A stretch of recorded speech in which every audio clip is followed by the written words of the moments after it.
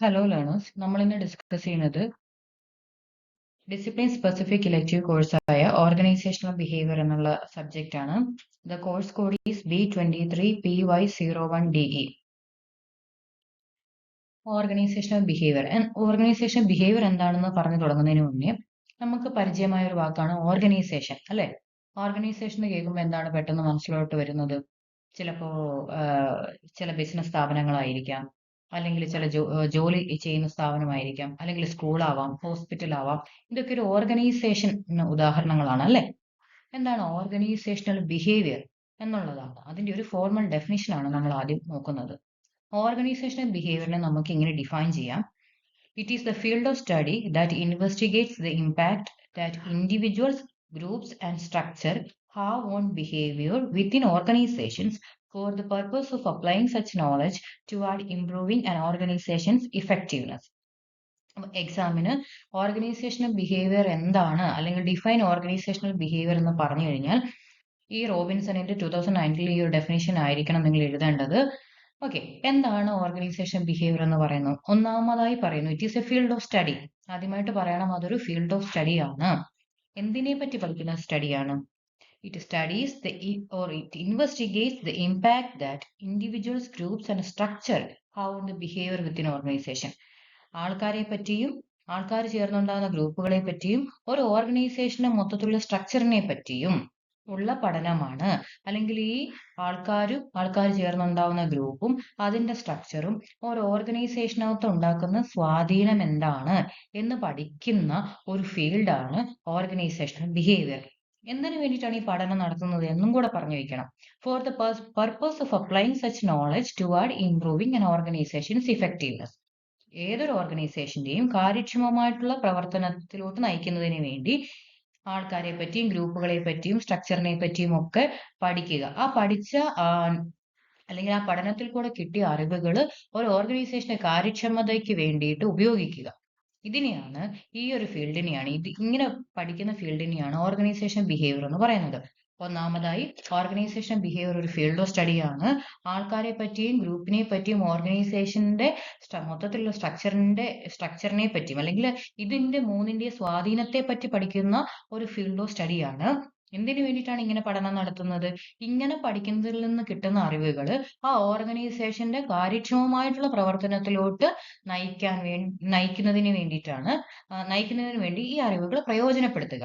ആൾക്കാരെ കുറിച്ച് പഠിക്കുന്നതിൽ നിന്ന് കിട്ടുന്ന അറിവുകൾ, ഗ്രൂപ്പിനെ പറ്റി പഠിച്ചതിൽ നിന്ന് കിട്ടുന്ന അറിവുകൾ, ഓർഗനൈസേഷൻ സ്ട്രക്ചറിനെ പറ്റി പഠിച്ചതിൽ നിന്ന് കിട്ടുന്ന അറിവുകൾ, ഈ അറിവുകളെല്ലാം കൂടെ ചേർന്ന് ഏറ്റവും കാര്യക്ഷമമായിട്ട് ഓർഗനൈസേഷൻ പ്രവർത്തിക്കാൻ വേണ്ടിയിട്ട് ഹെൽപ്പ് ചെയ്യുക എന്നുള്ളതാണ് ഓർഗനൈസേഷൻ ബിഹേവിയർ എന്നുള്ള field of study.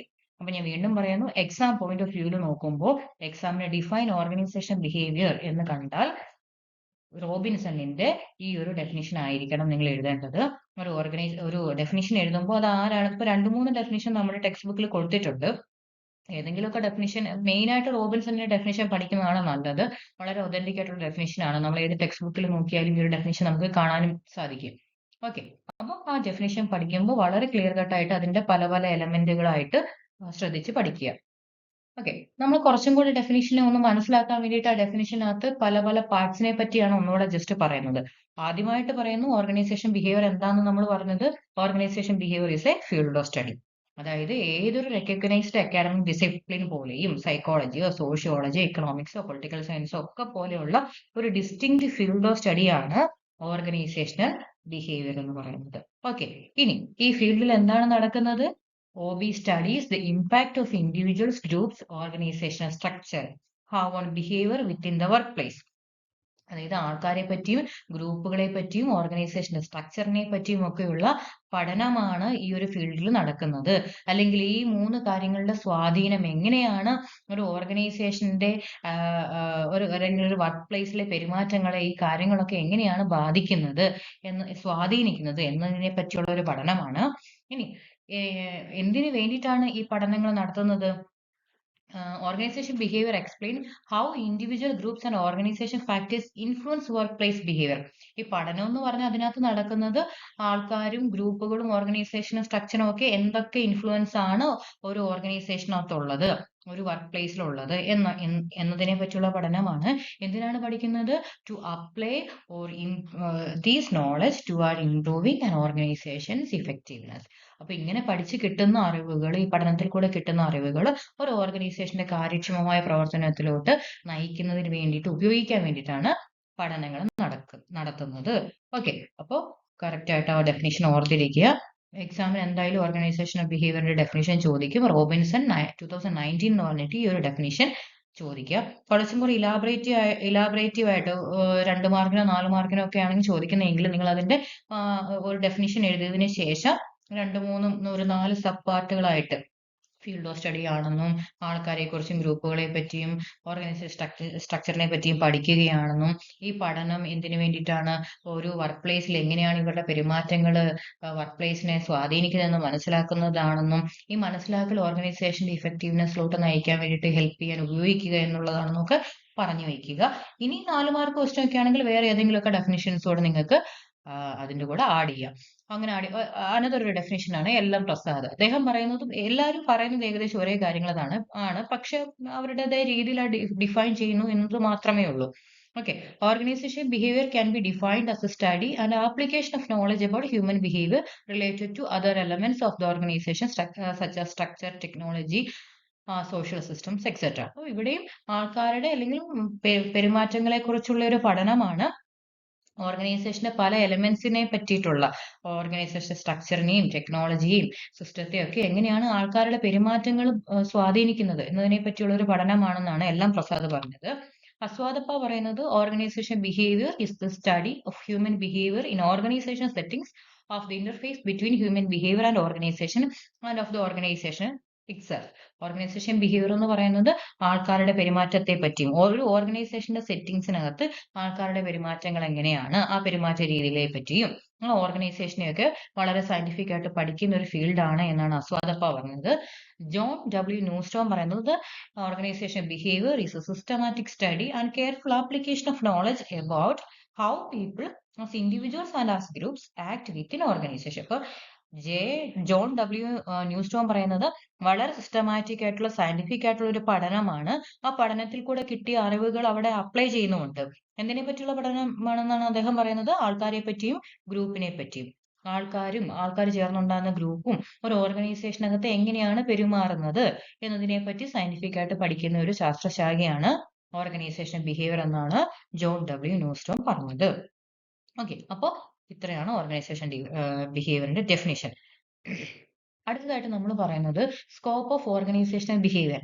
Organisational behaviour എന്ന് പറയുന്ന ഒരു ഫീൽഡിന്റെ സ്കോപ്പ് എവിടൊക്കെയാണ്, ഏതൊക്കെ മേഖലകളിലാണ് വ്യാപിച്ചിരിക്കുന്നത്? അപ്പൊ നമ്മൾ പറഞ്ഞു ഓർഗനൈസേഷൻ ബിഹേവിയറിനകത്ത് പ്രധാനമായിട്ട് 3 എലമെന്റ് ഉണ്ട്. ആൾക്കാരുണ്ട്, ഗ്രൂപ്പുകളുണ്ട്, ഓർഗനൈസേഷന്റെ സ്ട്രക്ചർ ഉണ്ട്. ഈ മേഖലകളിലൊക്കെ ആയിരിക്കുമല്ലോ ഈ ഓർഗനൈസേഷൻ ബിഹേവിയർ എന്ന് പറയുന്ന ഫീൽഡിന്റെ ഒരു സ്കോപ്പ് കിടക്കുന്നത്, അല്ലെ? അപ്പൊ ആദ്യം തന്നെ ഇൻഡിവിജ്വൽ ബിഹേവിയർ, ആൾക്കാരെ പറ്റി പഠിക്കുക, ആൾക്കാരുടെ പെരുമാറ്റ രീതികളെ പറ്റി പഠിക്കുക എന്നുള്ളതാണ്. ആൾക്കാർ എങ്ങനെയാണ് ചിന്തിക്കുന്നത്, എങ്ങനെയാണ് കാര്യങ്ങളെ മനസ്സിലാക്കുന്നത്, അവരുടെ ഡിസിഷൻ മേക്കിംഗ് പ്രോസസ്സ് എങ്ങനെയാണ്, അവരിൽ ഉണ്ടാവുന്ന അവരുടെ ഡിഫറെന്റ് പേഴ്സണാലിറ്റീസ് എങ്ങനെയാണ്, അവരുടെ സ്കിൽസും എബിലിറ്റീസും ഒക്കെ ഡിഫറെന്റ് ആയിരിക്കുന്നത് എങ്ങനെയാണ്, ഇതൊക്കെ എങ്ങനെയാണ് ഒരു ഓർഗനൈസേഷനകത്തെ പെരുമാറ്റങ്ങളെ സ്വാധീനിക്കുന്നത് എന്നൊക്കെയുള്ള. അപ്പൊ ആൾക്കാരുടെ ഇൻഡിവിജ്വൽ ബിഹേവിയറിനെ പറ്റി, ആൾക്കാരുടെ പെരുമാറ്റ രീതികളെ പറ്റി പഠിക്കുന്നതിൽ ഒരു ഓർഗനൈസേഷൻ ബിഹേവിയറിന് ഒരു റോളുണ്ട്, അല്ലെ? രണ്ടാമത് ഗ്രൂപ്പ് ബിഹേവിയർ. ഇൻഡിവിജ്വൽസ് ചേർന്ന് ഗ്രൂപ്പുകളായിട്ടാണ് ഓർഗനൈസേഷനകത്ത് പ്രവർത്തിക്കുന്നത്. നമ്മളിപ്പോൾ ഏതൊരു ഓർഗനൈസേഷൻ എടുത്താലും, നമ്മൾ ആദ്യം പറഞ്ഞ എക്സാമ്പിളിൽ ഹോസ്പിറ്റൽ ആവാം, സ്കൂൾ ആവാം, അല്ലെങ്കിൽ ഒരു വർക്ക് പ്ലേസ് ആവാം, ഒരു ബിസിനസ് സ്ഥാപനമാകാം, ഇവിടെയൊക്കെ ആൾക്കാരെ പല പല ഗ്രൂപ്പുകളായിട്ട് തിരിച്ചിട്ടുണ്ടാവും, അല്ലെ? ആ ഗ്രൂപ്പുകളായിരിക്കും അവർക്കായിരിക്കും ഓരോ ടാസ്ക് കൊടുത്തിരിക്കുക, അല്ലെ? അപ്പോൾ ഗ്രൂപ്പ് ബിഹേവിയറിനെ പറ്റി, ഗ്രൂപ്പിലുള്ള ആൾക്കാരുടെ പെരുമാറ്റങ്ങളെ കുറിച്ച് പഠിക്കുക, അവരുടെ ഓർഗനൈസേഷൻ ബിഹേവിയർ റോളിലും ഓർഗനൈസേഷന്റെ സ്ട്രക്ചറിനെ പറ്റി പഠിക്കുക. ഓരോ ഓർഗനൈസേഷനും ഓരോ സ്ട്രക്ചർ ഉണ്ടാവും. നമ്മൾ സ്ട്രക്ചർ എന്താണെന്നും പല പല ഓർഗനൈസേഷന്റെ സ്ട്രക്ചറിനെ പറ്റിയൊക്കെ ഇനി പഠിക്കാൻ പോകുന്നുണ്ട്. ഓർഗനൈസേഷന്റെ സ്ട്രക്ചറിനെ പറ്റി പഠിക്കുക. ഏതാണ് ഒരു ബിസിനസ് അല്ലെങ്കിൽ ഒരു ഓർഗനൈസേഷന് ഏറ്റവും ഇഫക്റ്റീവ് ആയിട്ടുള്ള സ്ട്രക്ചർ ഏതാണ്, ഓരോ സ്ട്രക്ചറിന്റെയും പോരായ്മകളും ഗുണങ്ങളും എന്തൊക്കെയാണ്, ഇതിനെ പറ്റിയൊക്കെ പഠിക്കുന്ന ഫീൽഡാണ് ഓർഗനൈസേഷൻ ബിഹേവിയർ. അതുപോലെ തന്നെ ഓരോ ഓർഗനൈസേഷനും ഓരോ കൾച്ചർ ഉണ്ടാവും. അപ്പൊ നമ്മൾ പല ജോലി സ്ഥലത്ത് പല ജോലി സ്ഥാപനങ്ങളിൽ ജോലി ചെയ്തിട്ടുള്ളവരാണെങ്കിൽ നിങ്ങൾക്ക് പെട്ടെന്ന് മനസ്സിലാവും. നമ്മൾ ഓരോ ജോലി ചെയ്ത സ്ഥലങ്ങളിലും അവിടെ ഓരോ കൾച്ചർ ആയിരിക്കും ഉണ്ടായിരിക്കുക അല്ലെ?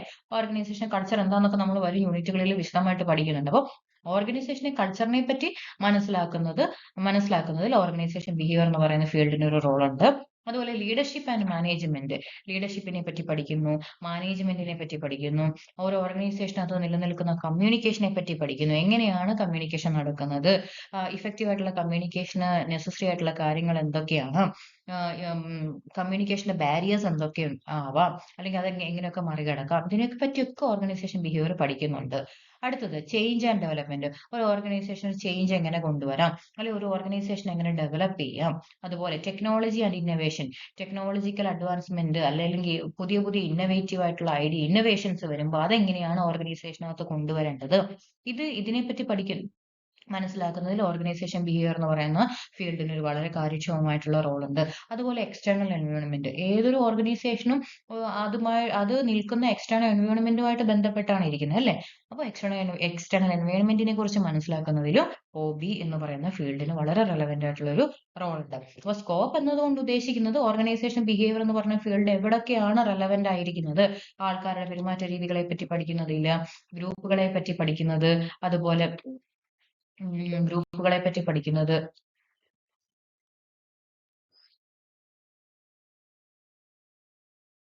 ഓക്കെ, അപ്പൊ നമ്മൾ പറയുന്നത് ഓർഗനൈസേഷൻ ബിഹേവിയറിന്റെ സ്കോപ്പിനെ പറ്റിയാണ്. ഓർഗനൈസേഷൻ ബിഹേവിയറിന്റെ സ്കോപ്പ് എന്ന് പറയുന്നത് ഓർഗനൈസേഷൻ ബിഹേവിയർ എന്ന് പറയുന്ന ഫീൽഡിന്റെ സ്വാധീനം ഏതൊക്കെ മേഖലകളിലുണ്ട്? ആൾക്കാരുടെ പെരുമാറ്റങ്ങളെ പറ്റി പഠിക്കുന്നതില്, ഗ്രൂപ്പിനെ പറ്റി പഠിക്കുന്നതില്, കമ്മ്യൂണിക്കേഷനെ പറ്റി പഠിക്കുന്നതില്, ഓർഗനൈസേഷൻ സ്ട്രക്ചറിനെ പറ്റി പഠിക്കുന്നതില്, ഓർഗനൈസേഷന്റെ കൾച്ചറിനെ മനസ്സിലാക്കുന്നതില്, ഇതിലെല്ലാം ഓർഗനൈസേഷൻ ബിഹേവിയർ എന്ന് പറയുന്ന ഫീൽഡിന് വളരെ റെലവെന്റ് ആയിട്ടുള്ള ഒരു റോൾ ഉണ്ട് എന്നാണ് നമ്മൾ പറഞ്ഞത്. ഇനി അടുത്തായിട്ട് നമ്മൾ പഠിക്കുന്നത് historical evolution of OB. Organisation behaviour എന്ന് പറയുന്ന ഒരു ഫീൽഡ് എങ്ങനെയാണ് ഇന്ന് കാണുന്ന രീതിക്കുള്ള ഒരു ഡെവലപ്ഡ് ഫീൽഡ് ആയത് എന്നാണ് നമ്മൾ ഓർഗനൈസേഷൻ ബിഹേവിയറിന്റെ ഹിസ്റ്ററി പഠിക്കുമ്പോൾ മനസ്സിലാക്കാൻ പോകുന്നത്. ഓക്കെ, അപ്പൊ നമ്മളിപ്പോൾ ഡിസ്കസ് ചെയ്യുന്നത് historical evolution of organisation behaviour. Organisation behaviour എങ്ങനെയാണ് ഒരു ഡിസ്റ്റിൻക്ട് ഫീൽഡ് ഓഫ് സ്റ്റഡി ആയിട്ട് ഡെവലപ്പ് ചെയ്തത് എന്നാണ് മനസ്സിലാക്കാൻ പോകുന്നത്. അപ്പോൾ ഓർഗനൈസേഷൻ ബിഹേവിയറിന്റെ ഹിസ്റ്ററി എന്ന് പറയുന്നത് ഇതിനെ നമുക്ക് രണ്ട് ബ്രോഡ് പാർട്ടുകളായിട്ട് തിരിക്കാം. Classical approach and behavioural approach. Okay, അപ്പോൾ ഞാൻ വീണ്ടും പറയാണ്, എക്സാം പോയിന്റ് ഓഫ് വ്യൂവിൽ നിങ്ങൾ എഴുതുമ്പോൾ ഹിസ്റ്ററി ഓഫ് ഓർഗനൈസേഷൻ ബിഹേവിയർ ചിലപ്പോൾ എസ്സേ ആയിട്ടോ ഷോർട്ട് ആൻസർ ക്വസ്റ്റ്യൻ ആയിട്ടോ ഒക്കെ ആയിട്ട് ചോദിക്കുക. അപ്പൊ ആദ്യം തന്നെ പറയേണ്ടത് ഓർഗനൈസേഷൻ ബിഹേവിയറിന്റെ ഹിസ്റ്ററി എന്ന് പറയുന്നത് അതിന് രണ്ട് ബ്രോഡ് കാറ്റഗറീസ് ഉണ്ട്. ഒന്ന് ക്ലാസിക്കൽ അപ്രോച്ചും രണ്ടാമത്തത് ബിഹേവിയറൽ അപ്രോച്ചും. ക്ലാസിക്കൽ അപ്രോച്ച് എന്ന് പറഞ്ഞു കഴിഞ്ഞാൽ ക്ലാസിക്കൽ അപ്രോച്ചിൽ ഒരു കുറച്ചും കൂടെ ആ ഒരു ഓർഗനൈസേഷന്റെ ഫോർമൽ സിസ്റ്റത്തിനെ പറ്റിയും ഒരു സ്ട്രക്ചറിനെ പറ്റിയൊക്കെ ഇമ്പോർട്ടൻസ് കൊടുക്കുന്ന ഒരു എന്താ പറയുക ഒരു ടൈം പീരീഡിനെയാണ് നമ്മൾ ക്ലാസിക്കൽ അപ്രോച്ച് എന്ന് പറയുന്നത്. ഓക്കെ, ബിഹേവിയറൽ അപ്രോച്ച് എന്ന് പറയുമ്പോൾ ഈ ഓർഗനൈസേഷന്റെ ആ വളരെ റിജിഡ് ആയിട്ടുള്ള സ്ട്രക്ചറിൽ നിന്ന് മാറി അതിൽ പ്രവർത്തിക്കുന്ന ആൾക്കാരുടെ ബിഹേവിയറിന് കുറച്ച് എംഫസൈസ് കൊടുക്കണം എന്ന് പറയുന്ന ഒരു ചേഞ്ച്, ഒരു ഷിഫ്റ്റ് വരുന്ന ഒരു പീരീഡ് ആണ് രണ്ടാമത്തെ നമ്മൾ കാണുന്ന ബിഹേവിയറൽ അപ്രോച്ച്. ഇപ്പം ആദ്യത്തെ അപ്രോച്ച് എന്ന് പറയുന്നത് ക്ലാസിക്കൽ അപ്രോച്ച് ആണ്. ക്ലാസിക്കൽ അപ്രോച്ച് ഏകദേശം 1900കളിൽ തുടങ്ങി ഏകദേശം 1930 1930 വരെ നീണ്ടു നിന്ന ഒരു കാലഘട്ടത്തിനെയാണ് നമ്മൾ ക്ലാസിക്കൽ അപ്രോച്ച് എന്ന് പറയുന്നത്. ഓക്കെ, ഈ ക്ലാസിക്കൽ അപ്രോച്ച് എന്ന് പറയുമ്പോൾ ഇതിൽ ഓർഗനൈസേഷൻ എന്ന് പറയുന്നത് വളരെ ഫോർമൽ ആയിട്ടുള്ള സിസ്റ്റം ആയിട്ടാണ് ഓർഗനൈസേഷനെ മനസ്സിലാക്കുന്നത്. അതായത് വളരെ സയന്റിഫിക് ആയിട്ടുള്ള മെത്തേഡ്സ് യൂസ് ചെയ്തുകൊണ്ട് വളരെ ക്ലിയർ ആയിട്ടുള്ള സ്ട്രക്ചറിൽ നിന്നുകൊണ്ട് പ്രവർത്തിക്കുന്ന ഒരു രീതിയാണ് അങ്ങനെയാണ് ഒരു ഓർഗനൈസേഷൻ ആവേണ്ടത് എന്നാണ് ഈ ക്ലാസിക്കൽ അപ്രോച്ചിന്റെ ആ ഒരു പീരീഡിലെ ഒരു ധാരണ. ഈ ക്ലാസിക്കൽ അപ്രോച്ച് എന്ന് പറയുന്നത് മെയിൻ ആയിട്ടും ഇൻഡസ്ട്രിയൽ റവല്യൂഷന്റെ ഒരു ഭാഗമായിട്ട് അല്ലെങ്കിൽ നമ്മൾ ഈ ഓർഗനൈസേഷൻ ബിഹേവിയറിന്റെ ഹിസ്റ്ററി ഇങ്ങനെ പുറകോട്ട് തിരിഞ്ഞു നോക്കുമ്പോൾ നമുക്ക് നമ്മൾ ചെന്ന് നിൽക്കുന്ന ഒരു പോയിന്റ് ഇൻഡസ്ട്രിയൽ റവല്യൂഷൻ ആണ്. ഏകദേശം 18ാം സെഞ്ചുറിയിലൊക്കെ ഇൻഡസ്ട്രിയൽ റവല്യൂഷൻ വരുന്നുണ്ട്. ഇൻഡസ്ട്രിയൽ റവല്യൂഷൻ എന്ന് പറഞ്ഞാൽ എന്താണ്? കൂടുതലായിട്ടുള്ള ഫാക്ടറീസ് കൂടുതൽ ഫാക്ടറീസ് ഉണ്ടാവുന്നു, ആൾക്കാർ കൂടുതലായിട്ട് അതിനകത്ത് പ്രവർത്തിക്കുന്നു. ഇവിടെ ഒരു ഷിഫ്റ്റ്, ഇൻഡസ്ട്രിയൽ റവല്യൂഷൻ എന്ന് പറയുന്ന ഒരു ഷിഫ്റ്റിലോട്ട് വരുന്നത് നേരത്തെ കൈകൊണ്ട് ചെയ്തിരുന്ന കാര്യങ്ങൾ ഒരു മെക്കാനിക്കലായിട്ട് മെഷീന്റെ സഹായത്തോടു കൂടിയൊക്കെ ചെയ്തു തുടങ്ങുന്ന ഒരു കാലഘട്ടമാണ്. അതിനെയാണ് നമ്മൾ ഇൻഡസ്ട്രിയൽ റവല്യൂഷൻ എന്ന് പറയുന്നത്. അപ്പൊ ഈ ഇൻഡസ്ട്രിയൽ റവല്യൂഷന്റെ ഭാഗമായിട്ട് കൂടുതൽ കൂടുതൽ ഫാക്ടറികൾ ഉണ്ടാവുകയും കൂടുതൽ ആൾക്കാർ ഈ ഫാക്ടറി റിലേറ്റഡ് അല്ലെങ്കിൽ ഒരു ഓർഗനൈസേഷൻ റിലേറ്റഡ് ആയിട്ട് പ്രവർത്തിക്കാനും ഒക്കെ തുടങ്ങി. അപ്പൊ ഈ ഒരു സമയത്ത് ഒരു കൂടുതലായിട്ട് കാര്യക്ഷമമായിട്ട് പ്രവർത്തിക്കേണ്ടത് എങ്ങനെയാണ്, അല്ലെങ്കിൽ കൂടുതൽ ഉൽപാദനം കൊണ്ടുവരേണ്ടത്, പ്രൊഡക്ടിവിറ്റി കൊണ്ടുവരേണ്ടത് എങ്ങനെയാണ്, ഈ ആൾക്കാരെയൊക്കെ കോർഡിനേറ്റ് ചെയ്യേണ്ടത് എങ്ങനെയാണ് എന്നതിനെ പറ്റിയിട്ടുള്ള ഒരു എന്താ പറയാ ഒരുപാട് കൺസേൺസ് ഉണ്ടാവുന്ന ഒരു സമയമാണ് ഇൻഡസ്ട്രിയൽ റവല്യൂഷൻ എന്ന് പറയുന്നത്. അപ്പൊ ഈ ഒരു സമയത്ത് ഏറ്റവും പ്രധാനപ്പെട്ട ഒരു കോൺട്രിബ്യൂഷൻ നടത്തിയ ഒരാളാണ് ആഡം സ്മിത്ത്. നിങ്ങൾ കേട്ടിട്ടുണ്ടാവും, എക്കണോമിക്സിന്റെ ഫാദർ ഓഫ് എക്കണോമിക്സ് എന്ന് പറഞ്ഞ ആളാണ് ആഡം സ്മിത്ത്. അദ്ദേഹത്തിന്റെ എന്താ പറയാ ദ വെൽത്ത് ഓഫ് നേഷൻ എന്ന് പറയുന്ന ഒരു ഫേമസ് ആയിട്ടുള്ള പുസ്തകമുണ്ട്. ആ പുസ്തകത്തിൽ കൂടെ അദ്ദേഹം എന്താ പറയാ ഡിവിഷൻ ഓഫ് ലേബർ എന്ന് പറയുന്ന ഒരു കോൺസെപ്റ്റ് മുന്നോട്ട് വയ്ക്കുകയാണ്. അപ്പൊ അദ്ദേഹം പറയുന്നത് ആം, ഈ കാര്യങ്ങൾ വളരെ ഒരു ഓർഗനൈസേഷനകത്തെ ജോലികൾ കാര്യക്ഷമമായിട്ട് നടക്കണമെന്നുണ്ടെങ്കിൽ, അല്ലെങ്കിൽ പ്രൊഡക്ടിവിറ്റി കൂട്ടണമെന്നുണ്ടെങ്കിൽ ഓരോ വർക്കും സ്പെഷ്യലൈസ്ഡ് ആയിരിക്കണം. എന്ന് വെച്ച് കഴിഞ്ഞാൽ ജോലികൾ ഓരോരുത്തർക്കും വീതം വെച്ച് കൊടുക്കണം, സ്പെഷ്യലൈസ്ഡ് ടാസ്കുകളായിട്ട് കൊടുക്കണം. ഫോർ എക്സാമ്പിൾ പ്രൊഡക്ഷൻ ഹാൻഡിൽ ചെയ്യുന്ന ഒരു ഗ്രൂപ്പ് ഓഫ് ആൾക്കാരായിരിക്കണം, അതിന്റെ മാർക്കറ്റിംഗ് അനദർ ഗ്രൂപ്പ് ഓഫ് ആൾക്കാർക്ക് കൊടുത്തിരിക്കണം, അതിന്റെ സെയിൽസ് ഡിപ്പാർട്ട്മെന്റ് എന്ന് പറയുന്നത് വേറെ ആയിരിക്കണം. ഇങ്ങനെ ഓരോ സ്പെഷ്യലൈസ്ഡ് ടാസ്കുകൾ ആയിട്ട് ജോലികളെ വേർതിരിച്ച് ബ്രേക്ക് ഡൗൺ ചെയ്ത് കൊടുക്കണം എന്ന് പറയുന്ന, ഇപ്പൊ നമുക്ക് ചിന്തിക്കുമ്പോൾ വളരെ സിമ്പിൾ ആയിട്ടുള്ള ഒരു കോൺസെപ്റ്റ് ആയിട്ട് തോന്നുമെങ്കിലും ആ സമയത്ത് അത് ഭയങ്കര ഒരു എന്താ പറയുക ഇമ്പോർട്ടന്റ് ആയിട്ടുള്ള ഒരു റെലവേഷൻ ആണ് ഉണ്ടാക്കിയത്. ഓക്കെ. അപ്പോൾ അങ്ങനെ എഫിഷ്യൻസി കൂട്ടിക്കൊണ്ട് വരാമെന്ന് ആദ്യമായിട്ട് നമ്മുടെ ഓർഗനൈസേഷൻ ബിഹേവിയറിനെ പറ്റി അതിന്റെയൊക്കെ ഒരു കോൺസെപ്റ്റിലോട്ട് ആദ്യമായിട്ട് കോൺട്രിബ്യൂട്ട് ചെയ്ത ഒരാളാണ് ആഡം സ്മിത്ത്. അതിനുശേഷമാണ് സയന്റിഫിക് മാനേജ്മെന്റ് എന്ന് പറഞ്ഞ ഒരു കോൺസെപ്റ്റ് വരുന്നത്, സയന്റിഫിക് മാനേജ്മെന്റ് വരുന്നത്. അപ്പോൾ നമ്മൾ ഓർഗനൈസേഷൻ ബിഹേവിയറിന്റെ ഹിസ്റ്ററി പഠിക്കുമ്പോൾ ക്ലാസിക്കൽ അപ്രോച്ച് ആണ് ആദ്യം എഴുതേണ്ടത്. ക്ലാസിക്കൽ അപ്രോച്ചിൽ തന്നെ നമ്മുടെ ഇൻഡസ്ട്രിയൽ റെവല്യൂഷന്റെ റോള് പറയണം, ആഡം സ്മിത്തിന്റെ കോൺട്രിബ്യൂഷൻ പറയണം, അതിനുശേഷം സയന്റിഫിക് മാനേജ്മെന്റ് എന്താണ് എന്ന് പറയണം. സയന്റിഫിക് മാനേജ്മെന്റ് എന്ന് പറയുന്നത് ഫ്രെഡറിക് വിൻസ്ലോ ടൈലർ എന്ന് പറയുന്ന ഒരു സയന്റിസ്റ്റ് ആണ് സയന്റിഫിക് മാനേജ്മെന്റ് എന്ന് പറഞ്ഞ ഒരു കൺസെപ്റ്റ് മുന്നോട്ട് കൊണ്ടുവരുന്നത്. എന്തിനു വേണ്ടിയിട്ടാണ്? To improve workplace efficiency through scientific methods. ശാസ്ത്രീയമായ മാർഗങ്ങളിൽ കൂടെ ജോലിയുടെ കാര്യക്ഷമത വർദ്ധിപ്പിക്കാൻ വേണ്ടിയിട്ട്, അല്ലെങ്കിൽ കൂടുതലായിട്ട് എന്താ പറയാ സയന്റിഫിക് ആയിട്ട് മെത്തേഡ്സുകളിൽ കൂടെ നമുക്ക് ജോലി കാര്യക്ഷമമായിട്ട് ചെയ്യാൻ സാധിക്കും എന്നുള്ള ഒരു കോൺസെപ്റ്റ് മുന്നോട്ട് കൊണ്ടുവരുന്ന ആളാണ് ഫ്രെഡറിക് വിൻസ്ലോ ടൈലർ. അതിനെയാണ് സയന്റിഫിക് മാനേജ്മെന്റ് എന്ന് പറയുന്നത്. അദ്ദേഹം സയന്റിഫിക് മാനേജ്മെന്റ് ഫാദർ എന്നാണ് അറിയപ്പെടുന്നത്. ഓക്കെ. അപ്പൊ ഇവിടെ എന്താണ് അത്, എങ്ങനെയാണ് ഈ സയന്റിഫിക് ആയിട്ട് ടാസ്കുകളെ കാണുന്നത്, അല്ലെങ്കിൽ വർക്ക് എങ്ങനെയാണ് സയന്റിഫിക് ആക്കുന്നത്, മെത്തേഡ്സ് എങ്ങനെയാണ് സയന്റിഫിക് ആക്കുന്നത് എന്ന് ചോദിച്ചു കഴിഞ്ഞാൽ, he emphasised selecting suitable workers, providing proper training, standardising work methods and rewarding employees according to their performance. അപ്പൊ ഇതൊന്നും ഇപ്പൊ നമ്മൾ ഇതൊക്കെ ഈ കോൺസെപ്റ്റുകൾ നമുക്ക് വളരെ സിമ്പിൾ ആയിട്ട് തോന്നുമെങ്കിലും അന്നത്തെ കാലഘട്ടത്തിൽ അദ്ദേഹം പറഞ്ഞത് വളരെ സയന്റിഫിക് ആയിട്ടുള്ള മെത്തേഡുകൾ ഉപയോഗിച്ചുകൊണ്ടായിരിക്കണം ഒരു ജോലി സ്ഥലത്ത് ജോലി നടക്കേണ്ടത്. കറക്റ്റ് ആയിട്ടുള്ള ആൾക്കാരെ ജോലിക്ക് തിരഞ്ഞെടുക്കുക, ഏറ്റവും പ്രധാനപ്പെട്ട സംഗതി. രണ്ടാമത് അവർക്ക് കറക്റ്റ് ആയിട്ടുള്ള ട്രെയിനിങ് കൊടുക്കുക. അതിനുശേഷം അവരുടെ വർക്ക് മെത്തേഡ് സ്റ്റാൻഡർഡൈസ്ഡ് ആക്കുക. അതിനുശേഷം അവർക്ക് കറക്റ്റ് ആയിട്ടുള്ള പെർഫോമൻസിനനുസരിച്ചുള്ള റിവാർഡ് കൊടുക്കുക. ഇങ്ങനെയൊക്കെ സയന്റിഫിക് മെത്തേഡ്സ് കൊണ്ടുവന്നാൽ തന്നെ ഒരു വർക്ക് പ്ലേസിൽ കൂടുതൽ കാര്യക്ഷമമായിട്ട് ആൾക്കാരെ കൊണ്ട് പ്രവർത്തിപ്പിക്കാൻ സാധിക്കും, അല്ലെ ഓർഗനൈസേഷന്റെ കാര്യക്ഷമത കൂട്ടിക്കൊണ്ടുവരാൻ സാധിക്കും എന്ന് പറഞ്ഞതാണ് ഫ്രെഡറിക് വിൻസ്ലോ ടൈലർ അദ്ദേഹത്തിന്റെ സയന്റിഫിക് മാനേജ്മെന്റ് എന്നുള്ള ഒരു കോൺസെപ്റ്റിൽ കൂടെ. ഇനി രണ്ടാമത്തേതാണ് അഡ്മിനിസ്ട്രേറ്റീവ് തിയറി. അഡ്മിനിസ്ട്രേറ്റീവ് തിയറി എന്ന് പറയുന്നത് ഹെൻറി ഫെയോഡ് ആണ് അഡ്മിനിസ്ട്രേറ്റീവ് തിയറി എന്ന് പറയുന്ന ഒരു കോൺസെപ്റ്റ് മുന്നോട്ട് വയ്ക്കുന്നത്.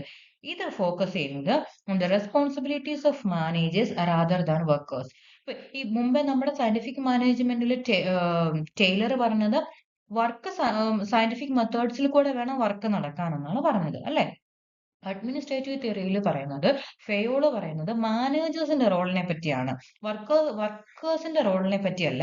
മാനേജേഴ്സിന് വളരെ ഇമ്പോർട്ടന്റ് ആയിട്ടുള്ള ഒരു റോൾ ഉണ്ട് ഒരു ഓർഗനൈസേഷനകത്ത്, അല്ലെങ്കിൽ ഒരു ഓർഗനൈസേഷന്റെ കാര്യക്ഷമമായിട്ടുള്ള പ്രവർത്തനം കൊണ്ടുപോകാനായിട്ട്. അപ്പൊ അദ്ദേഹം പറയുന്നുണ്ട്, എന്താ പറയാ, he identified the major managerial functions and develop principles that emphasise planning, organisation, coordination, discipline etcetera. അപ്പൊ അദ്ദേഹത്തിന്റെ അഡ്മിനിസ്ട്രേറ്റീവ് തിയറി എന്നുള്ള പറയുന്ന കോൺസെപ്റ്റിലൂടെ മാനേജേഴ്സിന്റെ റോളിനാണ് ഇമ്പോർട്ടൻസ് കൊടുത്തത്. മാനേജേഴ്സിന് പല ഡിഫറെന്റ് ആയിട്ടുള്ള സ്പെസിഫിക് ആയിട്ടുള്ള ടാസ്കുകൾ ഉണ്ട്, അവരത് കറക്റ്റ് ആയിട്ട് ചെയ്യണം. അതുപോലെ തന്നെ എന്താ പറയാ, മാനേജേഴ്സ് സർട്ടൻ പ്രിൻസിപ്പിൾ അഡോപ്റ്റ് ചെയ്യണം ഒരു ഓർഗനൈസേഷനകത്ത്. അപ്പൊ ഈ പ്രിൻസിപ്പിൾ ചിലപ്പോൾ for example division of labour. മുമ്പേ നമ്മൾ ആഡം സ്മിത്തിന്റെ കോൺസെപ്റ്റിൽ പറഞ്ഞ പോലെ മൊത്തത്തിലുള്ള ജോലിയെ പല പല രീതിക്ക് ഡിവൈഡ് ചെയ്ത് അലോക്കേറ്റ് ചെയ്യണം. അതുപോലെ സ്പാൻ ഓഫ് കൺട്രോൾ, അല്ലെങ്കിൽ എന്താ പറയാ, division of authority and responsibility, ഇങ്ങനെ ഒരുപാട് 14 പ്രിൻസിപ്പിൾസ് അദ്ദേഹം മുന്നോട്ട് വയ്ക്കുന്നുണ്ട്. അപ്പൊ അതെല്ലാം ഒന്നും പഠിക്കണ്ട, പ്രിൻസിപ്പിൾസ് എന്താണെന്നും പഠിക്കണ്ട. അപ്പൊ ഇങ്ങനെയാണ് ഒരു മാനേജേഴ്സിന്റെ റോളിലാണ് അഡ്മിനിസ്ട്രേറ്റീവ് തിയറിയിൽ എംഫസൈസ് കൊടുക്കുന്നത്. അതിനുശേഷം വരുന്ന നമ്മുടെ ക്ലാസിക്കൽ അപ്രോച്ചിൽ വരുന്ന അനദർ ഒരു മോഡലാണ് ബ്യൂറോക്രാറ്റിക് മോഡൽ. അപ്പോൾ ബ്യൂറോക്രാറ്റിക് മോഡൽ എന്ന് പറയുന്നത് മാക്സ് വെബർ ആണ് അദ്ദേഹം ബ്യൂറോക്രാറ്റിക് മോഡൽ കൊണ്ടുവരുന്നത്. അപ്പൊ അദ്ദേഹം പറഞ്ഞ എന്താണ്, മാക്സ് വെബർ പറഞ്ഞ എന്താണ്, he emphasized formal rules, clear authority, division of labor and merit-based appointments. ഒരു ഓർഗനൈസേഷൻ കാര്യക്ഷമമായിട്ട് പ്രവർത്തിക്കണമെങ്കിൽ അതിന് വേണ്ടുന്ന കാര്യങ്ങൾ ഫോർമൽ ആയിട്ടുള്ള റൂളുകൾ ഉണ്ടായിരിക്കണം, വളരെ ക്ലിയർ കട്ട് ആയിട്ടുള്ള നിയമങ്ങൾ ഉണ്ടായിരിക്കണം, വളരെ ക്ലിയർ ആയിട്ടുള്ള ഒരു അതോറിറ്റി അവിടെ ഉണ്ടായിരിക്കണം, ലേബർ അല്ലെങ്കിൽ ടാസ്കുകൾ ഡിവൈഡ് ചെയ്ത് കൊടുത്തിരിക്കണം, അപ്പോയിന്റ്മെന്റുകൾ എന്ന് പറയുന്ന മെറിറ്റിന്റെ ബേസിലായിരിക്കണം ആൾക്കാരെ അവിടെ എടുക്കേണ്ടത്. അപ്പൊ വെബർ പറയുന്നത് these features promote consistency, fairness and efficiency, although excessive bureaucracy may reduce flexibility. അപ്പൊ ഇങ്ങനെയുള്ള കാര്യങ്ങൾ കൊണ്ടുവന്നാൽ ഒരു ഓർഗനൈസേഷൻ വളരെ ഇഫക്റ്റീവ് ആയിട്ട് പ്രവർത്തിക്കും എന്നാണ് അദ്ദേഹം പറഞ്ഞത്. പക്ഷെ അദ്ദേഹം ഒരു കാര്യം കൂടെ പറഞ്ഞു വെച്ചു, ഈ ബ്യൂറോക്രാറ്റിക് മോഡൽ എന്ന് പറയുന്ന അതിനൊരു ഫ്ലെക്സിബിലിറ്റി ഇല്ല. എന്ന് വെച്ചാൽ വളരെ ക്ലിയർ ആയിട്ടുള്ള നിയമങ്ങള്, ക്ലിയർ ആയിട്ടുള്ള എന്താ പറയാ ഡിവിഷന്, എന്താ പറയാ കാര്യങ്ങൾ ചെയ്യേണ്ടതിനെ പറ്റി വളരെ ക്ലിയർ ആയിട്ടുള്ള ഒരു സ്ട്രക്ചർ ഒക്കെ ഉണ്ടാവുമ്പോൾ അവിടെ ഫ്ലെക്സിബിലിറ്റി ഇല്ല, അതില്ലാതാക്കുന്നുണ്ട് എന്ന് അദ്ദേഹം പറഞ്ഞു വെക്കുന്നുണ്ട്. ഇനി രണ്ടാമത്തേതാണ് ഹിസ്റ്ററിയിൽ രണ്ടാമത്തെ ഒരു അപ്രോച്ചാണ് ബിഹേവിയറൽ അപ്രോച്ച്. ഞാൻ ഒന്നും കൂടെ പറയാം, ഓർഗനൈസേഷൻ ബിഹേവിയറിന്റെ ഹിസ്റ്ററി എഴുതുമ്പോൾ ആദ്യമായിട്ട് നിങ്ങൾ എഴുതേണ്ടത് ഓർഗനൈസേഷൻ ബിഹേവിയറിന്റെ ഹിസ്റ്ററി എന്ന് പറയുന്നത് രണ്ട് അപ്രോച്ചുകളായിട്ട് അതിനെ തിരിച്ചിട്ടുണ്ട്, ക്ലാസിക്കൽ അപ്രോച്ച് എന്നും ബിഹേവിയറൽ അപ്രോച്ച് എന്നും. ക്ലാസിക്കൽ അപ്രോച്ച് എന്ന് പറയുന്നത് ഓർഗനൈസേഷൻ ഒരു ഫോർമൽ സ്ട്രക്ചർ ആയിട്ടാണ് ആ ക്ലാസിക്കൽ അപ്രോച്ചിൽ കാണുന്നത്. നമ്മളിപ്പോ 2-3 തിയറികൾ കണ്ടില്ലേ. അപ്പൊ ആദ്യമേ അത് ഇൻഡസ്ട്രിയൽ റെവല്യൂഷൻ ആണ് അതിന്റെ ഒരു തുടക്കം. Adam Smith division of labour എന്ന് പറയുന്ന ഒരു കോൺസെപ്റ്റ് അതിലോട്ട് കൊണ്ടുവരുന്നുണ്ട്. അതിനുശേഷമാണ് എന്താ പറയുക scientific management, administrative theory, bureaucratic model പോലെയുള്ള കോൺസെപ്റ്റുകൾ അതിലേക്ക് വരുന്നത്. ഇവിടെയെല്ലാം ഓർഗനൈസേഷന്റെ വർക്കുകൾ സയന്റിഫിക് ആക്കണമെന്നും ഓർഗനൈസേഷൻ വളരെ സ്ട്രക്ചേർഡ് ആയിട്ടുള്ള ഒരു രീതിക്ക് പ്രവർത്തിക്കണമെന്നും ക്ലിയർ ആയിട്ടുള്ള റൂൾസ് അവിടെ ഉണ്ടാവണമെന്നൊക്കെയാണ് പറഞ്ഞു വെക്കുന്നത് അല്ലെ. ഇനി രണ്ടാമത്തെ ഒരു അപ്രോച്ച് വരുന്നത് ബിഹേവിയറൽ അപ്രോച്ച്. ഈ ബിഹേവിയറൽ അപ്രോച്ച് പേരിൽ നിന്ന് തന്നെ അറിയാം, ഇവിടെ കുറച്ചും കൂടെ ആൾക്കാർക്കാണ്, അതിൽ ജോലി ചെയ്യുന്ന ആൾക്കാരുടെ പെരുമാറ്റ രീതികൾക്ക് അല്ലെങ്കിൽ അവരുടെ ചിന്തകൾക്ക്, അവരുടെ ഇമോഷൻസിനൊക്കെയാണ് പ്രാധാന്യം കൊടുത്തുകൊണ്ടുള്ള ഒരു ഷിഫ്റ്റ് വരികയാണ്. ഓക്കെ, അതിനെയാണ് ബിഹേവിയറൽ അപ്രോച്ച് എന്ന് പറയുന്നത്. Behavioural approach shifted attention from organisation structure to human behaviour. കണ്ടോ, ആൾക്കാരുടെ പെരുമാറ്റ രീതികൾക്കാണ് ഈ രണ്ടാമത്തെ സെക്ഷനിൽ എന്ത് കൊടുക്കുന്നത്, ഇമ്പോർട്ടൻസ് കൊടുക്കുന്നത്. അപ്പൊ it recognised that employee attitude, emotion, motivation and social relationship strongly influence organisation performance. നേരത്തെ പറഞ്ഞുകൊണ്ടിരുന്നത് വർക്ക് സയന്റിഫിക് ആക്കണം, മെത്തേഡുകൾ സയന്റിഫിക് ആക്കണം എന്നാണ്, അങ്ങനെയാണ് ഒരു ഓർഗനൈസേഷൻ കാര്യക്ഷമമായിട്ട് പ്രവർത്തിക്കാൻ സാധിക്കുള്ളൂ എന്ന് പറഞ്ഞിരുന്നെങ്കിൽ ബിഹേവിയറൽ അപ്രോച്ചിൽ പറയുന്നത് എന്താണ്, ആൾക്കാരുടെ ആറ്റിറ്റ്യൂഡുകൾ മനസ്സിലാക്കണം, ഇമോഷൻസ് മനസ്സിലാക്കണം, അവരെ കറക്റ്റ് ആയിട്ട് മോട്ടിവേറ്റ് ചെയ്യണം, അവരുടെ സോഷ്യൽ റിലേഷൻഷിപ്പ് കറക്റ്റ് ആയിട്ട് കൺസിഡർ ചെയ്യണം. ഇതൊക്കെ ചെയ്താൽ മാത്രമേ ഒരു ഓർഗനൈസേഷന്റെ പെർഫോമൻസ് നന്നായിട്ട് വരുള്ളൂ എന്ന് പറയുന്ന അപ്രോച്ചാണ് ബിഹേവിയറൽ സയൻസ് അപ്രോച്ച്. ഈ ബിഹേവിയറൽ സയൻസ് അപ്രോച്ച് ഡെവലപ്പ് ചെയ്തത് ശരിക്കും ഹ്യൂമൻ റിലേഷൻ മൂവ്മെന്റിൽ കൂടെയാണ്. ഹ്യൂമൻ റിലേഷൻ മൂവ്മെന്റും അതുപോലെ ഒരു ബിഹേവിയറൽ സയൻസ് അപ്രോച്ചിൽ കൂടെയാണ്. അപ്പോൾ ബിഹേവിയറൽ അപ്രോച്ചിൽ തന്നെ രണ്ട് മെയിൻ സെക്ഷൻസ് ഉണ്ട്. ഒന്ന് ഹ്യൂമൻ റിലേഷൻസ് മൂവ്മെന്റും രണ്ട് ബിഹേവിയറൽ സയൻസ് അപ്രോച്ചും. ഇനി അതാണ് നമ്മൾ അടുത്ത് പഠിക്കാൻ പോകുന്നത്, ഹ്യൂമൻ റിലേഷൻസ് മൂവ്മെന്റ്. അപ്പൊ എപ്പോഴും ഓർത്തിരിക്കുക, രണ്ടാമത്തെ അപ്രോച്ച് വന്നപ്പോൾ അവരുടെ അറ്റൻഷൻ എങ്ങോട്ടാണ് ഷിഫ്റ്റ് ആയത്, ആൾക്കാരുടെ പെരുമാറ്റ രീതികൾക്കും മോട്ടിവേഷൻസിനും അവരുടെ സോഷ്യൽ റിലേഷൻഷിപ്സിനും ഒക്കെയാണ് ഈ ഒരു അപ്രോച്ചുകളിലെല്ലാം നമുക്ക് ഒരു ഊന്നൽ കാണാൻ സാധിക്കുന്നത്. അതിൽ വന്ന ഏറ്റവും പ്രധാനപ്പെട്ട ഒന്നാമത്തെ മൂവ്മെന്റ് എന്ന് പറയുന്നത് ഹ്യൂമൻ റിലേഷൻസ് മൂവ്മെന്റ് ആണ്. ഓക്കെ, ഹ്യൂമൻ റിലേഷൻസ് മൂവ്മെന്റ് എന്ന് പറയുന്നത് emphasised that employees R social beings rather than merely economic workers. ഈ ഒരു മൂവ്മെന്റിന്റെ ഏറ്റവും പ്രധാനപ്പെട്ട ഒരു കോർ ഐഡിയ എന്ന് പറയുന്ന ആൾക്കാർ ആഫ്റ്റർ ഓൾ അവര് സാമൂഹിക ജീവികളാണ്. അവരെ വളരെ ഇങ്ങനെ സ്ട്രക്ചേർഡ് ആയിട്ടുള്ള ഒരു സിസ്റ്റത്തിനകത്ത് പൊതിഞ്ഞു വെച്ചുകൊണ്ട് അവരെ കൊണ്ടൊന്നും ചെയ്യിപ്പിക്കാൻ പറ്റില്ല. ആൾക്കാരുടെ പേഴ്സണാലിറ്റിയും അവരുടെ ആറ്റിറ്റ്യൂഡും അവരെ കറക്റ്റ് ആയിട്ട് മോട്ടിവേറ്റ് ചെയ്യുകയും അവരുടെ സോഷ്യൽ റിലേഷൻഷിപ്പിനെയൊക്കെ കൺസിഡർ ചെയ്തെങ്കിൽ മാത്രമേ ഒരു ഓർഗനൈസേഷന് നന്നായിട്ട് കാര്യക്ഷമമായിട്ട് പ്രവർത്തിക്കാൻ സാധിക്കുകയുള്ളൂ എന്നാണ് ഹ്യൂമൻ റിലേഷൻസ് മൂവ്മെന്റ് പറയുന്നത്. Okay. It demonstrated that employee satisfaction, group relationships, and supportive supervision play a vital role in improving productivity. അപ്പൊ ഒരു ഓർഗനൈസേഷന്റെ പ്രൊഡക്ടിവിറ്റിയെ കൂട്ടുന്ന കാര്യങ്ങൾ എന്തൊക്കെയാണ്?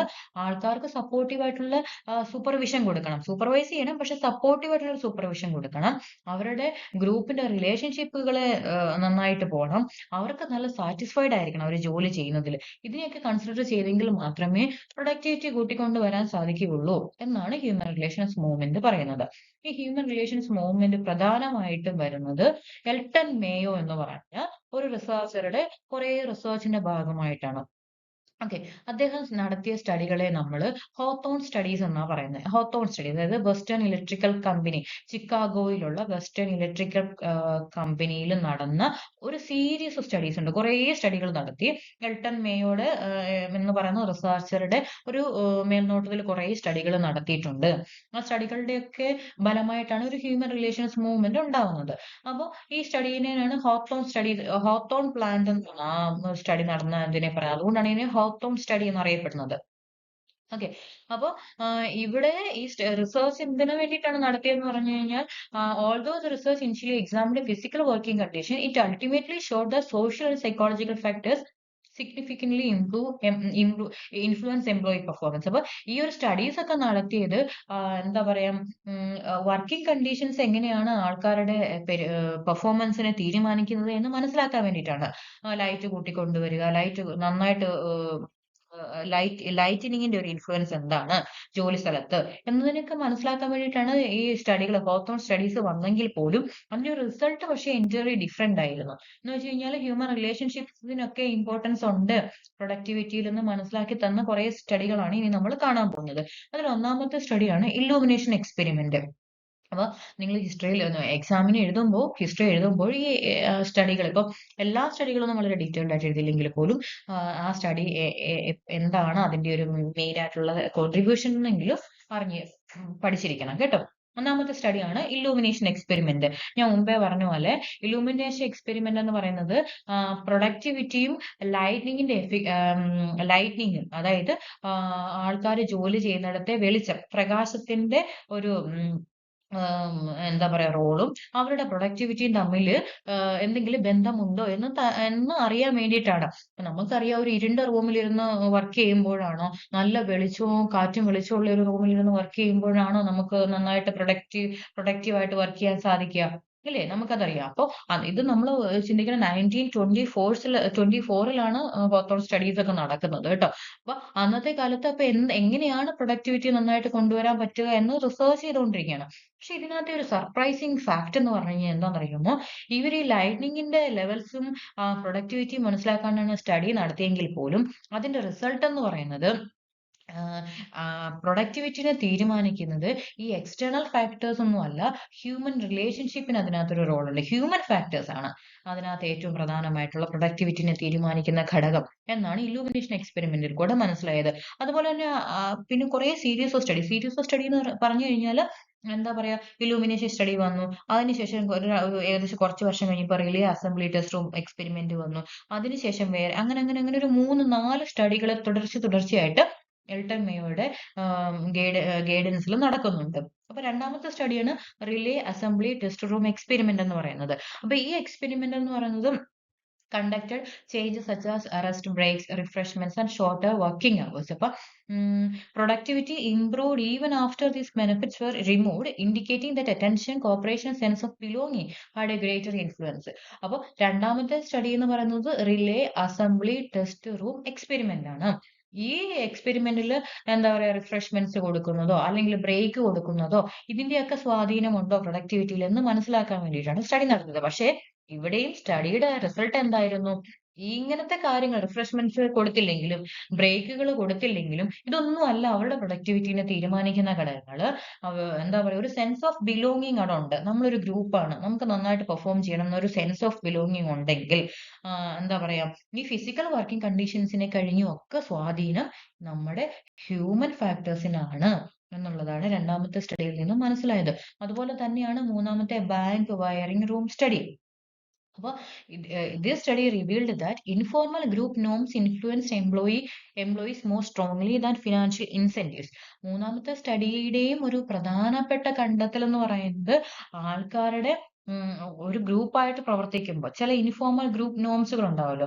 ഓരോ ഓർഗനൈസേഷനകത്ത് ഫോർമൽ ആയിട്ടുള്ള ഗ്രൂപ്പുകൾ ഉണ്ടാവും, ഇൻഫോർമൽ ആയിട്ടുള്ള ഗ്രൂപ്പുകൾ ഉണ്ടാവും അല്ലെ.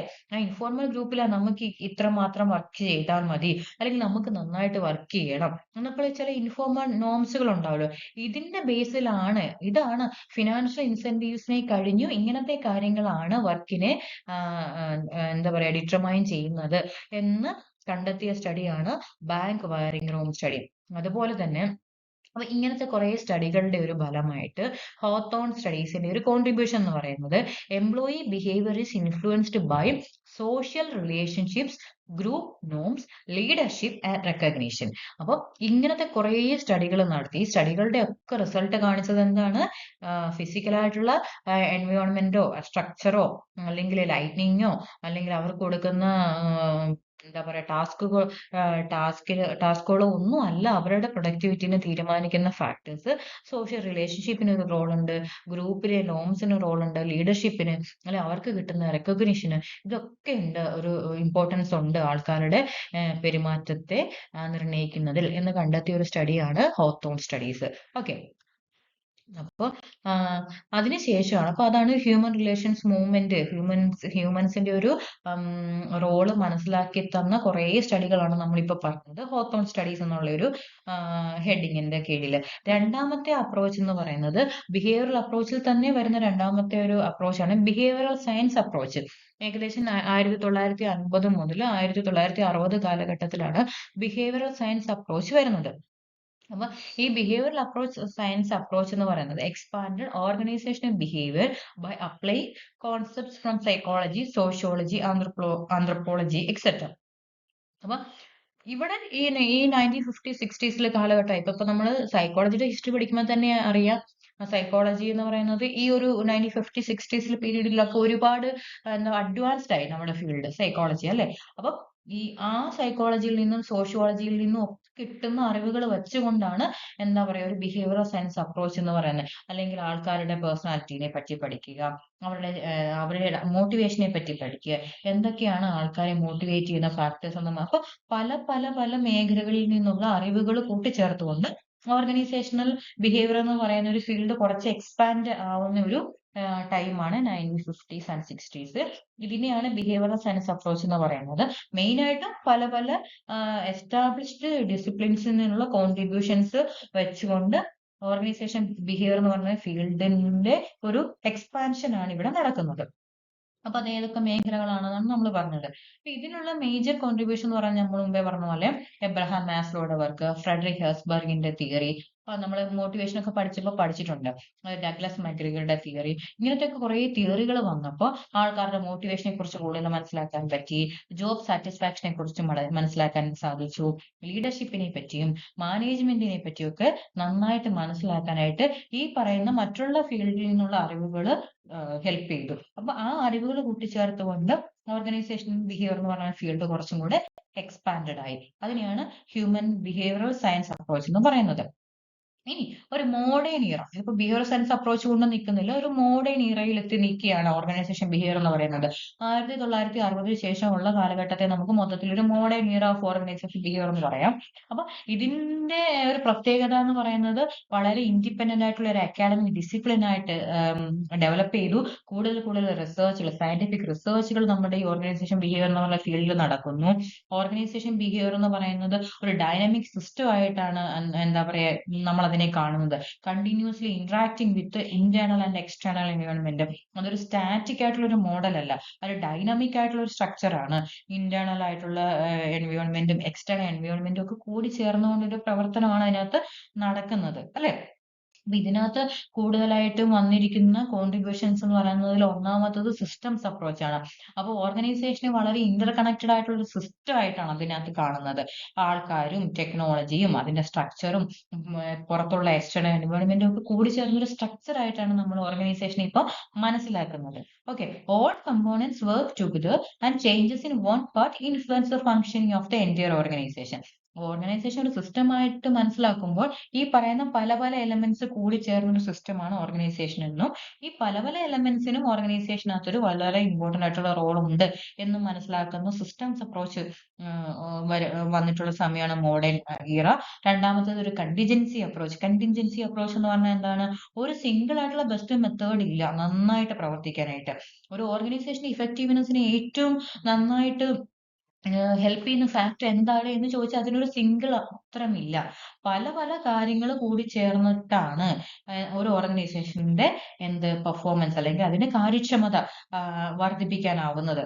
Okay, effective managerial practices depend on organization conditions, environmental factors, workforce-ന്റെ characteristics, അതിലെ ആ ഓർഗനൈസേഷന്റെ സ്പെസിഫിക് ആയിട്ടുള്ള സിറ്റുവേഷൻ, ഇതിനെയൊക്കെ നമ്മൾ കൺസിഡർ ചെയ്യണം. ഒരു കണ്ടിജൻസി അപ്രോച്ച്. അപ്പോൾ മോഡേൺ ഇയർ ഓഫ് ഓർഗനൈസേഷൻ ബിഹേവിയറിന്റെ ഒന്നാമത്തെ ഒരു കോൺട്രിബ്യൂഷൻ ഒരു സിസ്റ്റംസ് അപ്രോച്ച്, രണ്ടാമത്തേത് കണ്ടിജൻസി അപ്രോച്ച്, അതിനകത്ത് ഒരു മെയിൻ റോൾ ഉണ്ട്. മൂന്നാമത്തെ കോണ്ടംപററി ഓർഗനൈസേഷണൽ ബിഹേവിയർ. അപ്പൊ ഇപ്പോഴത്തെ ഓർഗനൈസേഷൻ ബിഹേവിയർ നമ്മൾ ഇപ്പൊ എത്തി നിൽക്കുന്ന ഒരു ഫീൽഡ് എന്ന് പറഞ്ഞാൽ addressing issues such as organisation culture, leadership, diversity, organisation change, team work, employee wellbeing etcetera.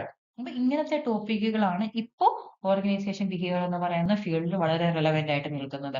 ലീഡർഷിപ്പിനെ പറ്റി മനസ്സിലാക്കുന്നു, ഓർഗനൈസേഷൻ ചേഞ്ച് എങ്ങനെയാണ് എപ്പോഴാണ് നടത്തേണ്ടത്, ഓർഗനൈസേഷൻ ഡെവലപ്മെന്റ് എങ്ങനെയാണ് സാധ്യമാകുന്നത്, ഇങ്ങനത്തെയൊക്കെ ടോപ്പിക്കുകളാണ് കണ്ടംപററി ഓർഗനൈസേഷൻ ബിഹേവിയറിന്റെ എന്താ പറയാ റെലവെന്റ് ആയിട്ടുള്ള ടോപ്പിക്സ്.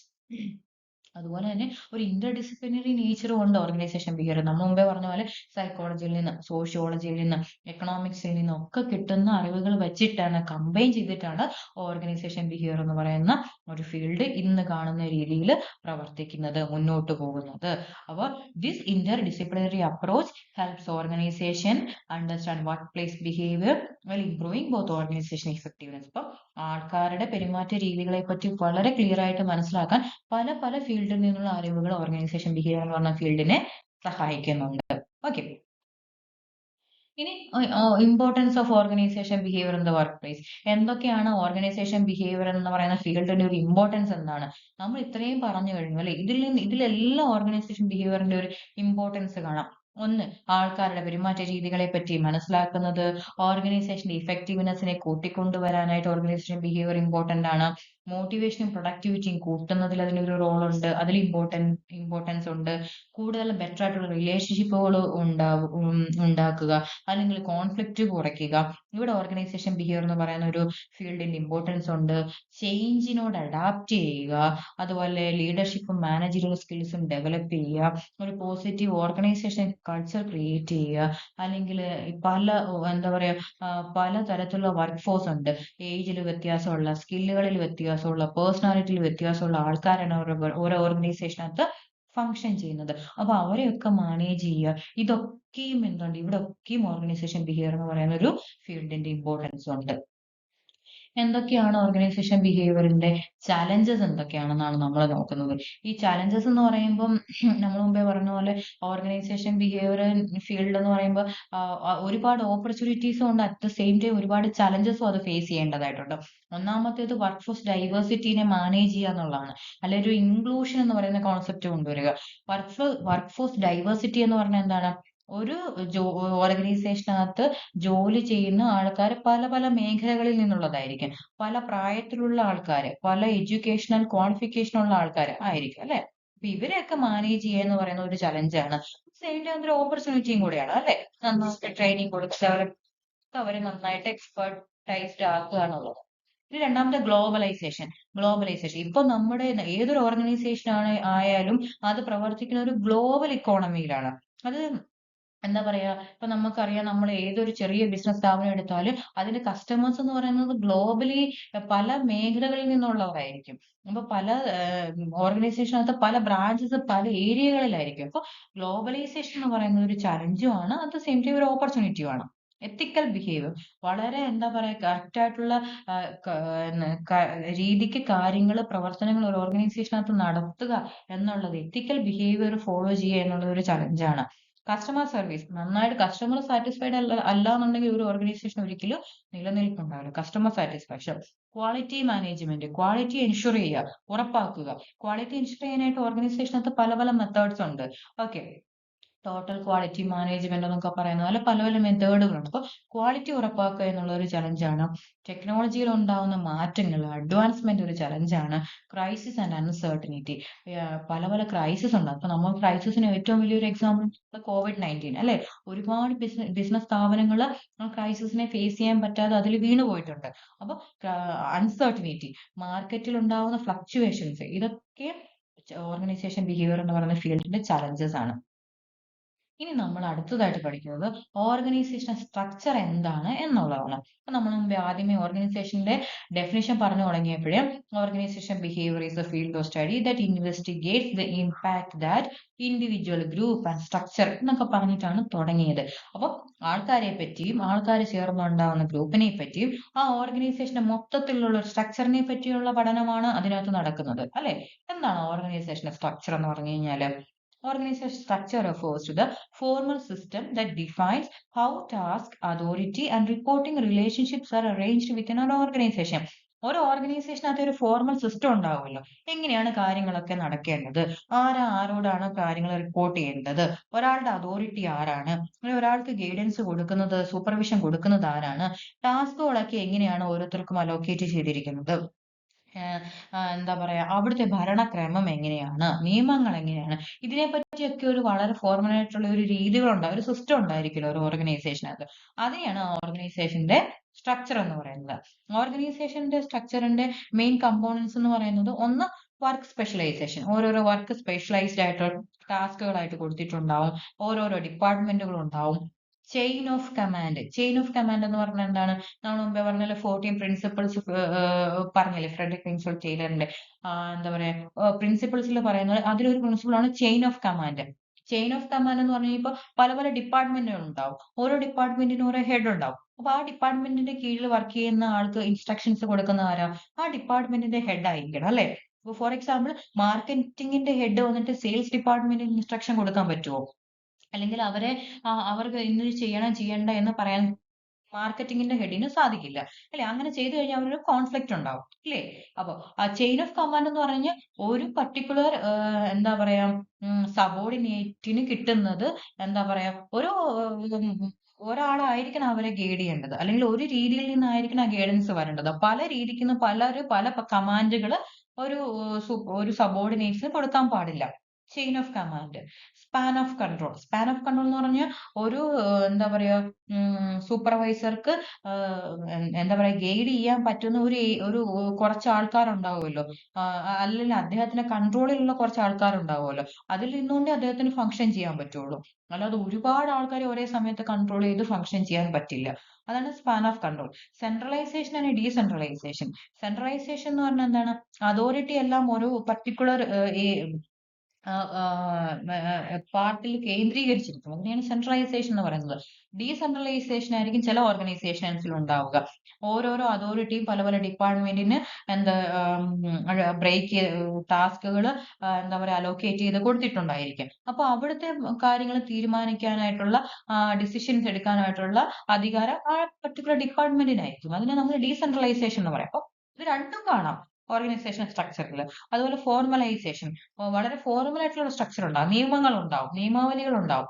ആൾക്കാർ പാലിക്കാൻ, ആൾക്കാരുടെ പെരുമാറ്റങ്ങളെ പറ്റിയും അവരുടെ എന്താ പറയാ അവർക്ക് കൊടുക്കുന്ന ഇൻസെന്റീവ്സിനെ പറ്റിയും സാലറീസിനെ പറ്റിയും ഒക്കെ നിയമങ്ങൾ ഉണ്ടാവും. ഒരു ഫോർമൽ സ്ട്രക്ചർ ഉണ്ടാവും.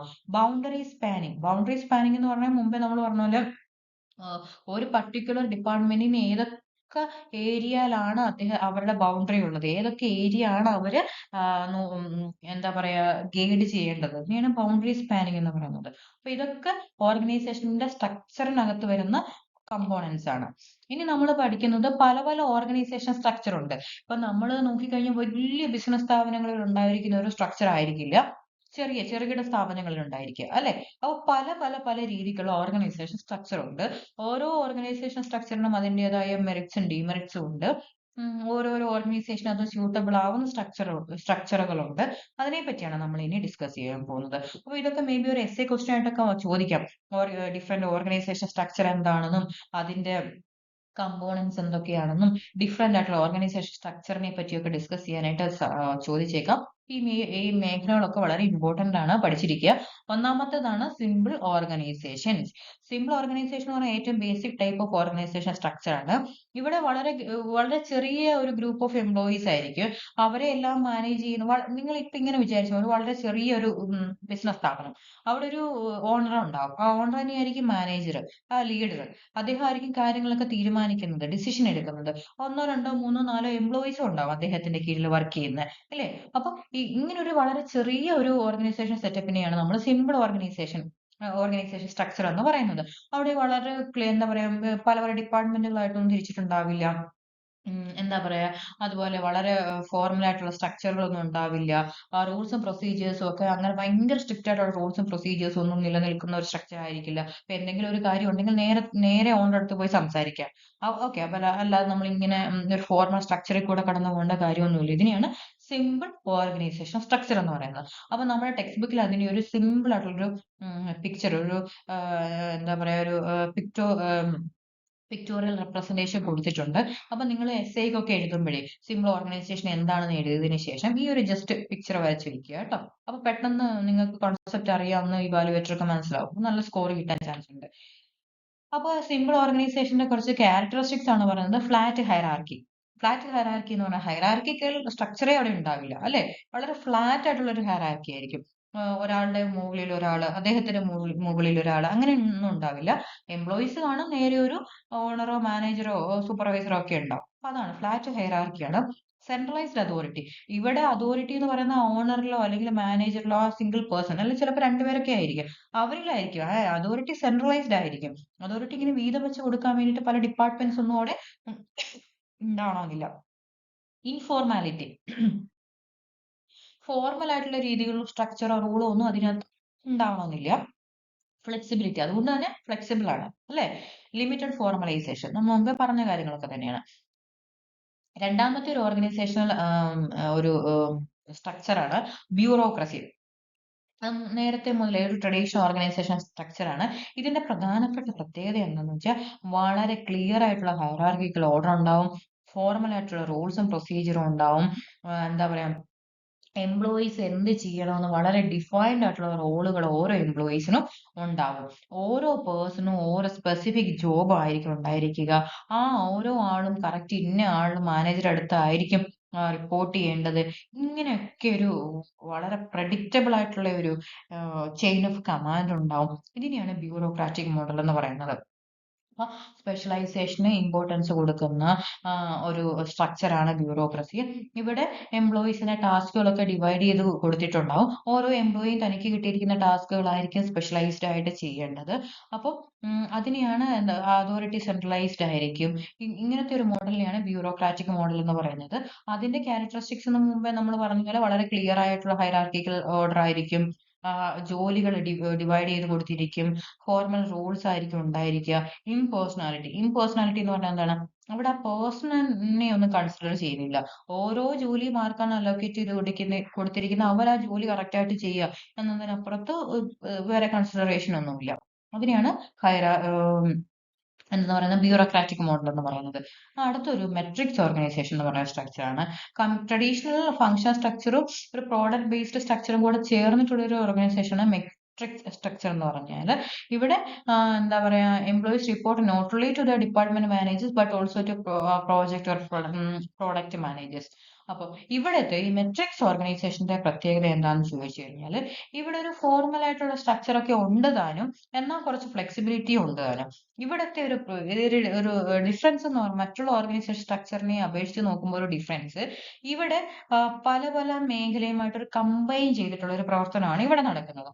ബ്യൂറോക്രാറ്റിക് മോഡലിൽ നമ്മൾ എന്താ പറഞ്ഞത്? ഓരോരുത്തർക്കും വളരെ സ്പെഷ്യലൈസ്ഡ് ആയിട്ടുള്ള ഏരിയ ഉണ്ടാവും. ആ ഡ്യൂട്ടികൾ മാത്രം അവര് ചെയ്താൽ മതി. ഒരു മാനേജർ പറയുന്നത് മാത്രം, സൂപ്പർവൈസർ പറയുന്നത് മാത്രം കേട്ട് ഫംഗ്ഷൻ ചെയ്താൽ മതി.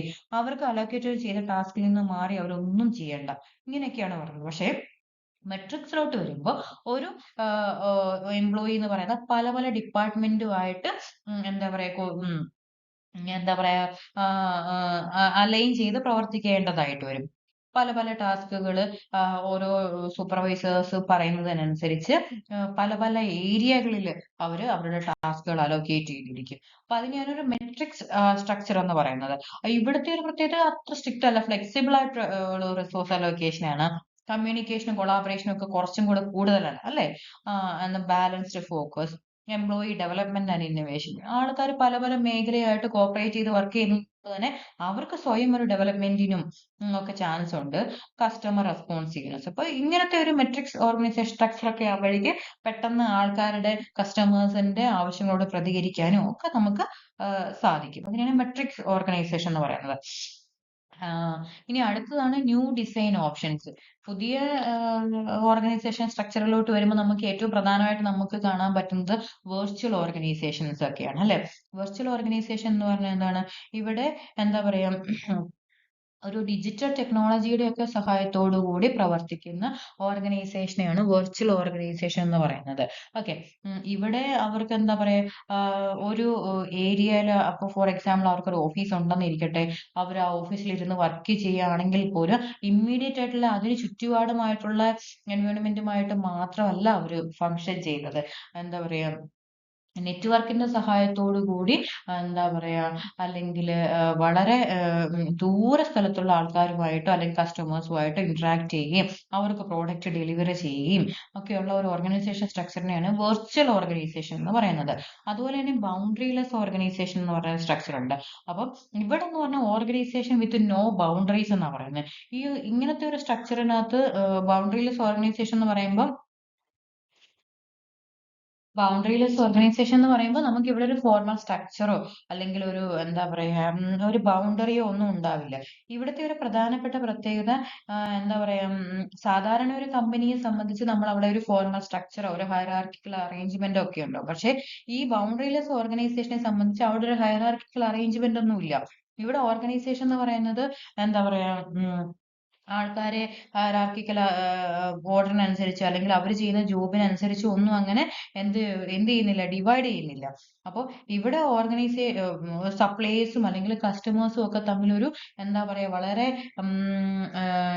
ഡയറക്റ്റ് ആയിട്ടുള്ള ഒരു കണക്ഷൻ ആയിരിക്കും ഉണ്ടായിരിക്കുക. അപ്പോൾ ബൗണ്ടറിലെസ് ഓർഗനൈസേഷൻ എന്ന് പറഞ്ഞാൽ ഏറ്റവും പ്രധാനമായിട്ടും മനസ്സിലാക്കേണ്ടത് അവിടെ ഒരു ഫോർമൽ ആയിട്ടുള്ള ഹയറാർക്കിക്കൽ അറേഞ്ച്മെന്റോ ഒരു റോളുകൾ കറക്റ്റ് ആയിട്ട് ഡിവൈഡ് ചെയ്ത് കൊടുക്കുകയോ അങ്ങനെ ഒന്നും ചെയ്യുന്നില്ല. കസ്റ്റമേഴ്സും അല്ലെങ്കിൽ അതിൽ നിന്ന് വർക്കേഴ്സുമായിട്ടൊക്കെ വളരെ ഡയറക്റ്റ് ആയിട്ടുള്ള ഒരു എന്താ പറയാ കണക്ഷൻ ആയിരിക്കും ഉണ്ടായിരിക്കുക. വെർച്വൽ ഓർഗനൈസേഷൻ നമ്മൾ മുമ്പേ പറഞ്ഞ പോലെ ഈ ടെക്നോളജിയുടെ ബേസിൽ പ്രവർത്തിക്കുന്ന ഓർഗനൈസേഷനെയാണ് വെർച്വൽ ഓർഗനൈസേഷൻ എന്ന് പറയുന്നത്. ഇപ്പൊ ക്ലൗഡ് ബേസ്ഡ് പ്ലാറ്റ്ഫോംസ് വഴിയോ അല്ലെങ്കിൽ AI പോലുള്ള അഡ്വാൻസ്ഡ് ടെക്നോളജികൾ ഉപയോഗിച്ചുകൊണ്ടോ അല്ലെങ്കിൽ ഓൺലൈൻ ആയിട്ടുള്ള സർവീസുകൾ ഡെലിവർ ചെയ്തുകൊണ്ടോ ഒക്കെ പ്രവർത്തിക്കുന്ന ഓർഗനൈസേഷൻസിനെയാണ് വെർച്വൽ ഓർഗനൈസേഷൻ എന്ന് പറയുന്നത്. അപ്പോൾ വെർച്വൽ ഓർഗനൈസേഷൻ എന്ന് പറയുമ്പോൾ അതിന്റെയൊക്കെ ഏറ്റവും പ്രധാനപ്പെട്ട പ്രത്യേകത ഇപ്പൊ എന്തായിരിക്കും? ഫ്ലെക്സിബിലിറ്റി ആയിരിക്കും അല്ലെ? ഫ്ലെക്സിബിലിറ്റി അവർക്ക് അവരുടെ എന്താ പറയാ വളരെ ഇന്നോവേറ്റീവ് ആയിട്ടുള്ള ഐഡിയാസ് ഒക്കെ വളരെ പെട്ടെന്ന് തന്നെ അതിനകത്തോട്ട് കൊണ്ടുവരാനായിട്ടൊക്കെ പറ്റും അല്ലെ? ഇനി അടുത്തതാണ് ലാസ്റ്റത്തെ ഒരു ടൈപ്പ് ഓഫ് ഓർഗനൈസേഷൻ എന്ന് പറയുന്നത് leaner organisation. Leaner organisation spelling ശ്രദ്ധിച്ചോണേ. ലീനർ ഓർഗനൈസേഷൻ എന്നാ പറയുന്നത്. അതൊരു മോഡേൺ ഓർഗനൈസേഷൻ സ്ട്രക്ചർ ആണ്. ഇവിടെ ഈ ഒരു ഓർഗനൈസേഷൻ സ്ട്രക്ചറിന്റെ പ്രത്യേകത എന്ന് പറഞ്ഞാൽ നമ്മൾ കേട്ടിട്ടില്ലേ? ഇപ്പൊ ഇവിടെ എന്താ പറയാ